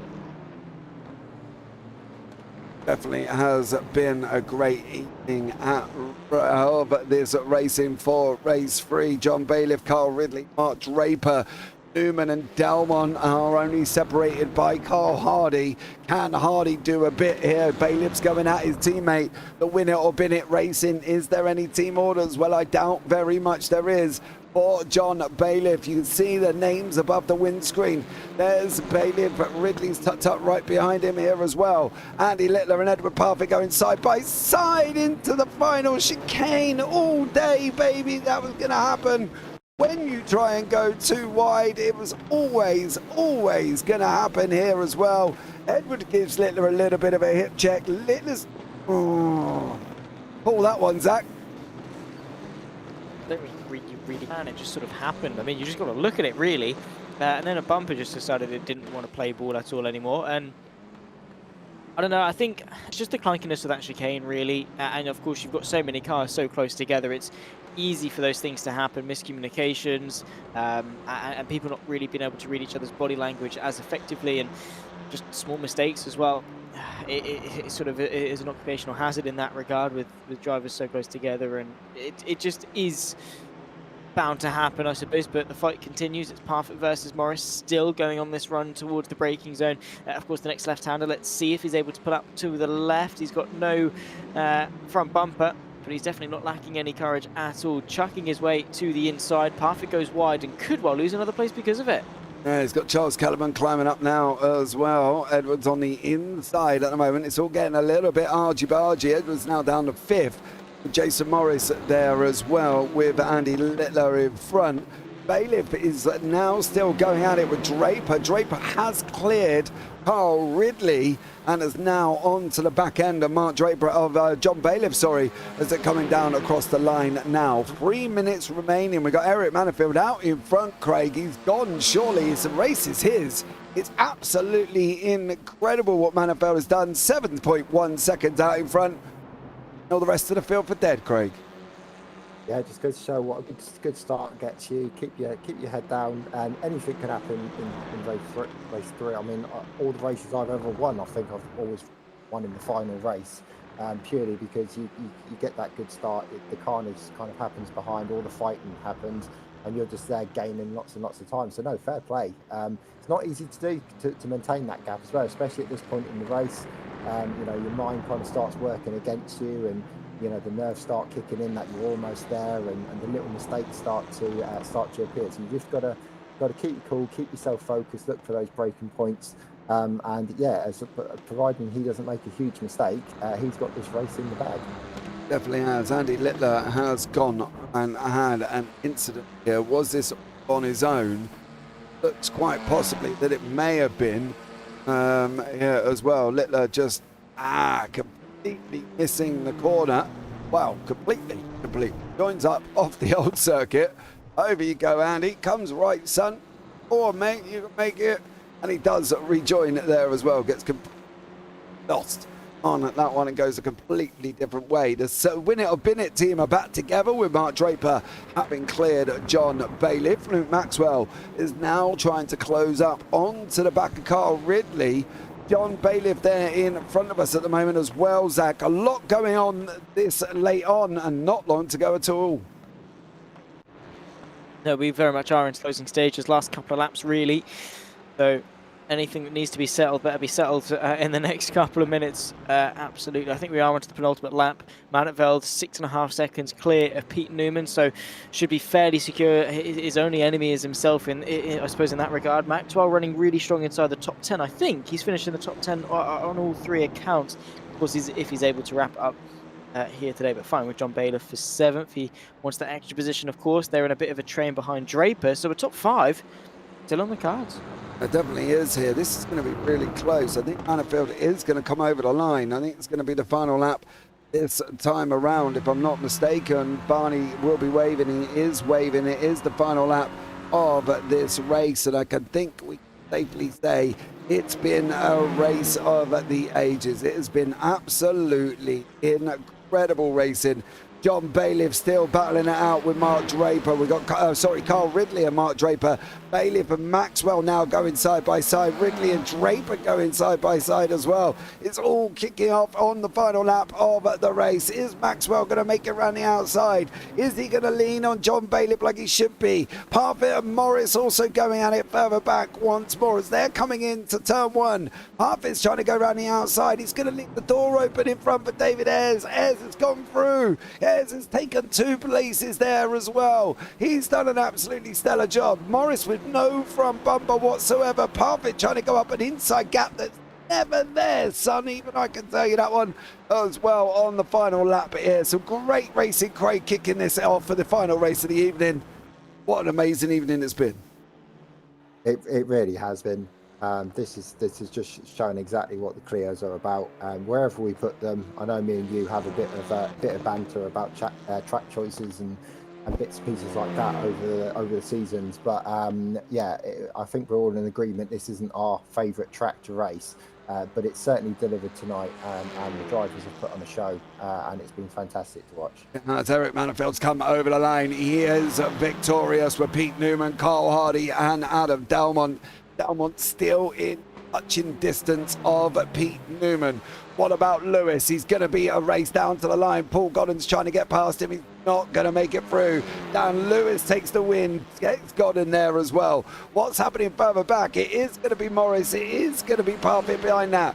Roger Morton's going to come over the line behind Jack Andrews. Andy Littler, Chris Dixon running down to the line side by side. Dixon takes it only just over Littler there as well. Sir Alan too all the way down here. What's just happened to Wayne Palmer? How did he end up down there? Oh, he went into the pits and left the pit, so I'm guessing Palmer may have had a drive through as he's come over the line there as well. An incredible race.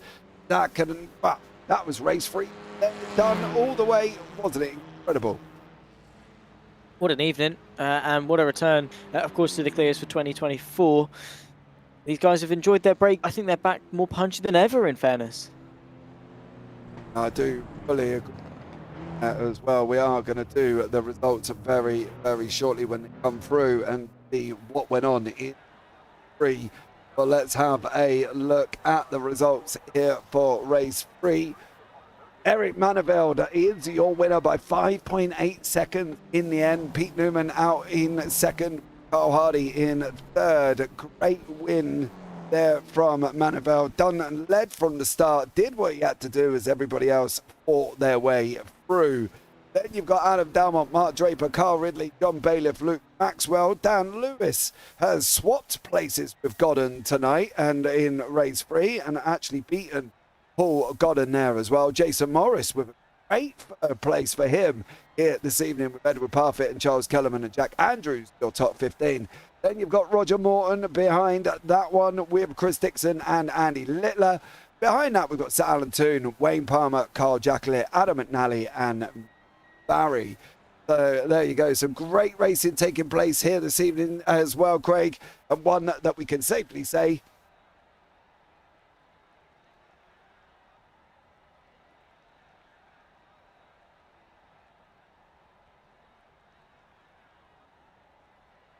there you go. That is the results from race 3. It's been absolutely incredible evening of racing here tonight. That race 3 was just unbelievable. As we wait for people to jump in to the booth, we've got Adam Delmont already in here. Of course, for Delmont, he had a night that... well, I'll tell you what, let's bring him in and let him have a chat all about it here as well. Adam, welcome into the booth, dear sir. How are you? I'm good, mate. How are you? I'm all right. Not bad at all, mate. I have just watched race 3. Absolutely insane from everyone, wasn't it? Yeah, what a good one, mate. I tell you what, there's a lot more faster people in now. It's making it a lot harder for me and Pete to try and surge through to the front. Yeah, it has. Like Eric Manifeld just took the win by 6 seconds, but that could have something to do with the fact that everybody else was fighting behind him, wasn't it?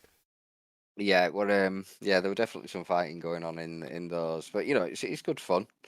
It's been a good night. I've enjoyed it. I've had some good battles, and I've been close to Pete, which is where I need to be. Whether it's in front or a little bit behind, it's only round 2, so you just got to play it and yes, aim for that top 4, top 5 every race, and the wins and podiums are nice, but over a season, you've just got to look at the bigger picture and think, especially with the level of drivers in here now, you've just got to think, right, well, aim for top 4, top 5 every race, and you're not going to be far off. I think that's one of the things have just basically got to try and do now, isn't it? It's going to show with all of the faster drivers coming through, the likes of Luke Maxwell, Carl Ridley, John Bailiff are all on there as well. Mark Draper had a good end to the race after a not so great beginning. Hardy, Mannenfeld, Newman, got to be in that reverse. Surely it's just got to be to try and score points and stay within, stay on track for the races. Yeah, that's essentially it, mate. Race 1, you are where you are on pace. You've just got to try and hold it. Race 2 and 3, depending on how other people's races have gone, can really mix it up. So, if one of the faster guys starts race 2 or 3 near the front, your chances are, if they get through pretty quickly, you're not going to catch them, anymore like we did last season. So, and you've got likes of Roger and stuff who's, flying now as well. So everybody's getting quicker. And some quicker people have joined, so yeah, it's making it a lot tougher now, mate. But it's still really enjoyable, and there's still a fight on, so plenty of time. Yeah, I think that race 3 was just what we expected.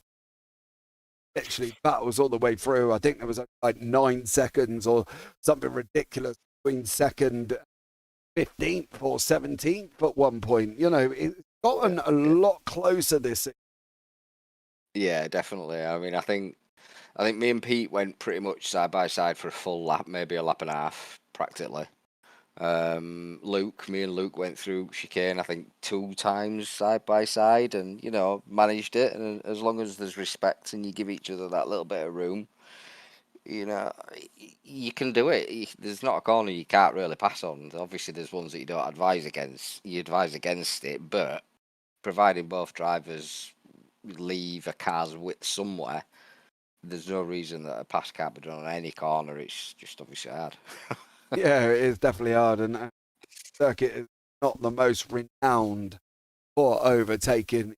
I think that's one of the things we were talking about before we went live. How tough the circuit is. Onwards and upwards, though. We've got some great circuits coming up over the next couple of Hockenheim, Lime Rock, and Motorland Aragon are your next 3 there, Adam. Any particular favourite might go and have a good time with? Yeah, to be honest, mate, I like the look of the entire calendar, but Lime Rock and Oregon, stand out. Should run pretty quick there. It's just going to be one of them in it that it's going to ebb and flow. Some people are going to be quicker at certain tracks, some slightly slower at other tracks. It is for us all. So yeah, there's a nice mix in there that you don't normally see. So yeah, I think it's new testing ground for all of us, really. Nobody's really done these together, have they? Especially in this car. So yeah, all right, it's gonna be good. Final question before I let you go. Obviously, apart from the fact about who you shout out, Tsukuba, final race of the season. I love it or hate it. I like it, mate. I like that track. Oh yes. That pleases me. I like that track. That track is awesome. It's a good track. It's a good track. It definitely is. Well, Adam, thank you so much for having a chat with me, buddy. Anyone you want to shout out before I let you go? Yeah, as always, you guys for the amazing broadcasting, admin and running of the leagues, the drivers, Next Gen, SRL, and all our associated sponsors and drivers. And yeah, thank you very much. Well, Adam, thank you so much for chatting to us there, bud. Look forward to seeing what you can do on the T Friday. Yes, you will, good sir. Take care, buddy. Good night, bud. Right, next up on the list for a chat is the man that took the victory in race 2. Roger Morton. He got the pole position out of race 1, finished 10th. Then he took the victory in race 2. Then went and got himself caught up in a little bit of ta-ta-ta in race 3. Ended up down the field in 60th place, 10th in class. But I'll tell you what, we'll ignore race 3. Let's have a chat about race 2. Welcome in, Mr. Morton. How are you, sir? Ah, very well, mate. Yeah, very well. Is that what happened in race 2 then? Because I can't remember what happened. Yeah, race 2. Craig filled me in, I'm sure. Well, I'll tell you what, let's bring Craig in here. Craig, can you just tell Mr. Morton what happened in race 2, please? One of the side effects of my treatment is I temporarily go blind sometimes, and unfortunately, race 2, that happened, and I didn't see it. So sorry, I can't help you there. Yeah. Well, you'll have to do the same as what I'm going to have to do is watch the replay afterwards. Yeah, he's going to have to watch it back, Rog. I can tell you that much, mate. But yeah, listen, dude, you went out. You did what you had to do. There was a lot of fighting going on behind you. I've got to be honest, race 2 was absolutely epic. Race 3, now quick chat about race 3. It was absolute insane racing there as well. You started down in 15th, saw it all unfold in front of you. What was it like in the car? Because for us up here in the booth, it was, well, heart attack territory at times. Yeah, it was very. Everybody was just defending really hard, so it was hard to sort of make a move. So I was putting my own stupid dives on people just to try and get even on, on Andy, one of my own teammates, and he wasn't giving in. I think we got a bit of net code in one of them and pushed it off, but yeah, it was really, really hard. Yeah, it's not something I've always been good at doing is coming back through up reverse grids, but tried my hardest and failed miserably. But we'll come back next time and try again. Yeah, I mean, that's the important thing, isn't it? Coming back, seeing how you get on, battling through, having a good old go. That's what you seem to be doing here every single week. Do you feel you've got stronger as the season goes on, do you think? Yeah, I feel pretty good at car at the minute. Like I say, just a little bit more on racecraft, especially trying to work my way through the AMs to get back towards the top. But that'll hopefully come eventually. I need to take a leaf out of Pete's book because he's just super calm when he does it. It seems to just do it right and just does it. So I don't actually know. Wait, where did he finish in that race? Did he win it? Pete finished second behind Maniveld. Maniveld had Right. Eric got about an 8-second gap at one point, and Right. by about 5.8. Yeah, fair enough. Well done, mate. Yeah, well done to him. Roger, thanks so much for joining us. Anybody you want to shout out before I let you go? Or shout at? Just you guys for putting on a good show. Craig, good to have you about, mate. Yeah, it's been obviously been a tough few weeks, but it's good to have you back about. My team, Result, Clothing, every one of you. I can't just name one person because they're all just awesome, really. So, yeah, thanks for backing me and helping me progress. Well, Roger, thanks so much there, dear sir, for coming in to the booth with us, and I look forward to seeing what you can do next week at Hockenheim. Yeah, mate, catch you later.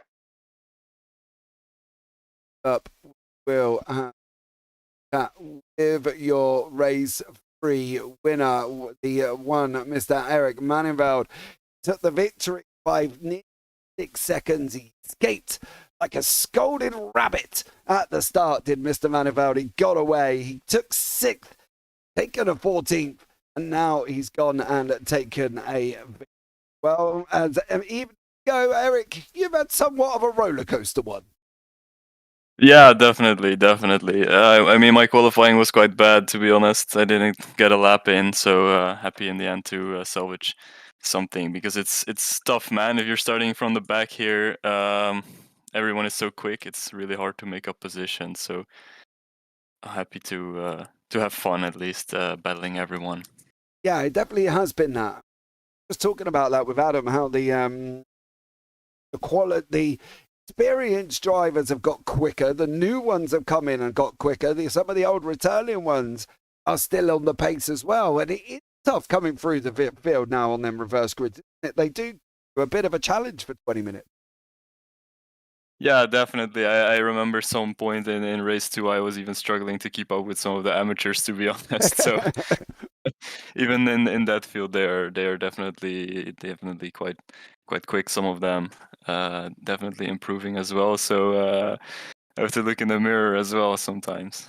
Yeah, well, race 3, you didn't really do much looking in the mirror, sir, did you? Got the jump at the beginning and you were gone. Yeah, basically. Yeah, I was lucky to get on the second position from the start. Had a good start, took the lead, and then I think after me or behind me there was a lot of battling. I think John held some people up by defending like a lunatic. So I have to thank him a little bit for that. And yeah, it was just keeping it on the track, and yeah, that's it basically. I'm Yeah. happy to get the win. Did you back off towards the end, though? Because the gap did come down by about nearly 3 seconds at one point.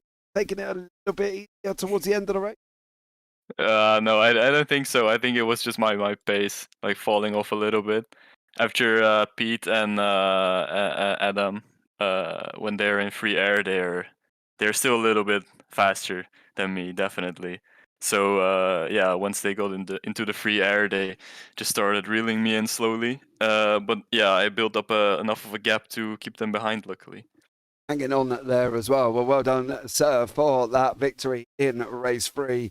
And you've been a very up and down for yourself. Anyone you want to shout out before I let you go, dear sir? I have to shout out John, I guess, John Bailiff, for yeah, holding the fast guys up a little bit, I guess. Yeah. Awesome stuff, Eric. Well, thank you so much for joining us here, buddy, and we'll look forward to seeing you next week.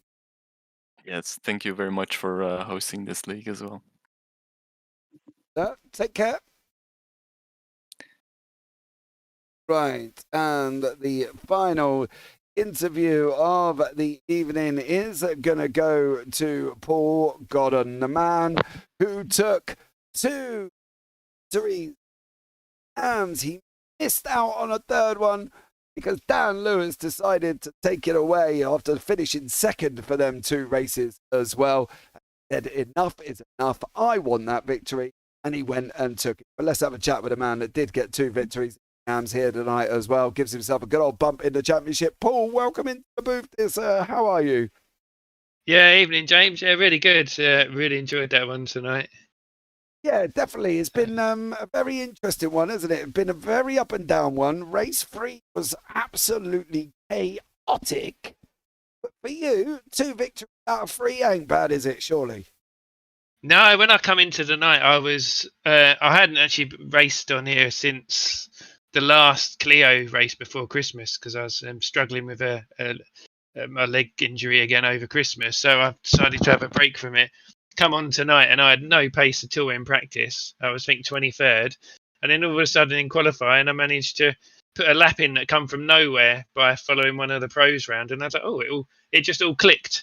And so I thought, oh, maybe I can try and get some good points from tonight. That's my main goal, try and finish in the top 3 if possible each race and just keep clean. And the racing round here, I thought it was going to be really boring, but it was nothing like that. It was absolutely crazy all night. And saying to the others, the AMs and the pros are getting so stuck in with each other. You try and let the pros through cleanly, but you lose too much time. So they've got to be aggressive and you've got to be aggressive. And race 3 must have been brilliant to watch because I think the first 10 minutes there was cars everywhere. You didn't know where you were going to be.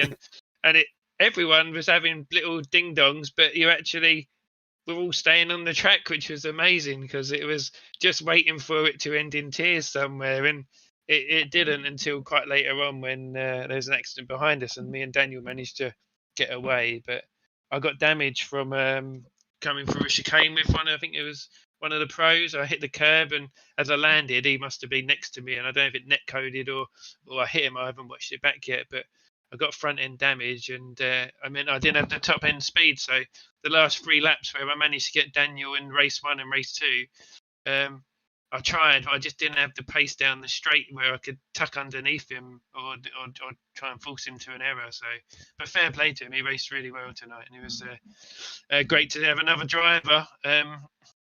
Every week seems to be a different driver battling for the front of the AMs, which is amazing. So I don't think I've had the same one each week yet. No, you are the only one, I believe, taken 2 victories in an evening. So Fair play to you. Really, that's mad. Yeah, that's good though for the championship because it's wide open. I don't think there's in the AMs. I reckon there's 6-7 drivers that could take it any moment. It's just if you get that little bit of luck and you click with the track, you're gonna be up there. Absolutely. We've got your old adversary in the booth, Paul, here as well. One Mr. Craig Jones is sat alongside me here this evening. Let's bring him in. Craig, are you there? I am here. There you Hi, go. Craig. Nice to hear from you. Hi, Paul. How you doing? Yeah, not bad. Yeah, he's been alongside me this evening, Paul, in the booth, having some fun up here, watching you take 2 victories. And normally you two are battling it out on track. So, Craig, how was it set up in the booth watching Paul take his 2 victories? I repeatedly said it. I just wanted to be on track fighting. I really did. I enjoyed watching it from I guess a unique point of view for a change as it was kind of unfolding. But yeah, I did give you a shout out, Paul, because we always somehow seem to end up together on track every single race in the fight. And it's generally always really clean and really respectful. So yeah, I really wanted to be out there with you tonight, having our good old battles like we used to. Yeah, no, it would have been great to have you around here because this one reminded us a bit like Sonoma when everyone was all over the place for about 5-6 laps, and yeah, we unfortunately had weird coming together in the pit lane with us, but yeah, you would have been right in the mix of all this, being in the mid to the back of the pros. It would have been great, but hopefully we can see you on track again soon, and we'll have some more great battles, which will be good. So hopefully when you've recovered. I'm looking forward to it. Yeah, no, cheers. Paul, as well. Thank you so much for joining me there, buddy. Anyone you want to shout out before I let you go? Yeah, shout out to Wayne because he's been on over Christmas, getting quicker and quicker, and he built a nice little setup for us, which he gave us because obviously I couldn't get on at all for practice. And unfortunately, he had really good pacing practice, really good placing quality. He had a decent finish in race 1, but he made one mistake, which meant I could get up alongside him and past him. And then race 2, his computer locked out, and he just turned left, so he didn't run into anyone. And then on that race 3, he managed to get back up to 10th or 11th from 22nd. It was going really well, and just got involved in a multi-car pile-up and got a meatball flag. So I feel gutted for Wayne because he's worked so hard over the break to get some more speed, and he would have been up there well ahead of me because he had at least half a second a lap on me on pace. So it's be good to see how he can get on the rest of the championship if he can just get that luck. But I said to him, with these Clios, you got to make your own luck sometimes, and if you're gonna if it looks like someone's gonna crash, I found it's best to try and avoid that crash and then get it back later on in the race. And I had to learn that over the last 2 seasons. And I think that's just what he's missing at the moment. But hopefully he'll get that. And because he's not an aggressive driver at all either. So he needs to be a little bit more aggressive, and hopefully he can get it. And it'll be right up there at the top of the AMs and for the rest of the championship. Well, Paul, thanks so much for joining us there, buddy. We look forward to seeing what you can do at the Hockenheim National next week. But for now, mate, have a good one. Yep, cheers, guys. See you later on. Well, there you go, guys. The interviews are all done and dusted. Let's bring Craig into the booth. Craig, have you enjoyed yourself up here? You've fulfilled a lifelong dream commentating alongside Zach Sweeney. I'd feel very happy that you're in the booth. Did you have fun, dear sir? I did have fun. Thank you for having me. It's my unique situation. Like I've repeatedly said, I really wanted to be out there fighting, but it's been great to be still be a part of it, and see it from a different point of view, and hopefully offer a little bit of insight from a driver's point of view of what's going on track in these cars as well. So been really, really good. So thanks for having me. And for you, Mr. Sweeney, you've come in, your bromance lasted all of about 20 minutes with Craig, and then it went out the window. How was it for you having him alongside you? Miserable. I knew you were going to do that. Yeah. No, in all fairness, it was all right. I mean, yeah, he done all right, I suppose. All in all, though, I think the racing spoke for itself, so it didn't really matter who was commentating on it. So it was all good. It was all good. It's fine. Just how much longer until he's gone? Well, until we end the broadcast. Zach, I died. Oh, for God's sake, Craig Jones. That's all I've heard. Just saying. I'm just saying. I think I've been very professional and respectful throughout this whole broadcast. I think it's Zach that's let the team down. Yeah, I have. Oh well. Back me. Oh, dearie me. Right, guys, that's going to bring the broadcast to an end. Thank you so much for joining me. I'm going to go and take a well-earned rest after being in the booth with these two. It's been absolutely insane. But for now, guys, from myself, I've been James Parfitt alongside Zach Sweeney, alongside Craig Jones. Take care. Have a great week. And you never know, we might see you on the track sometime. Good night.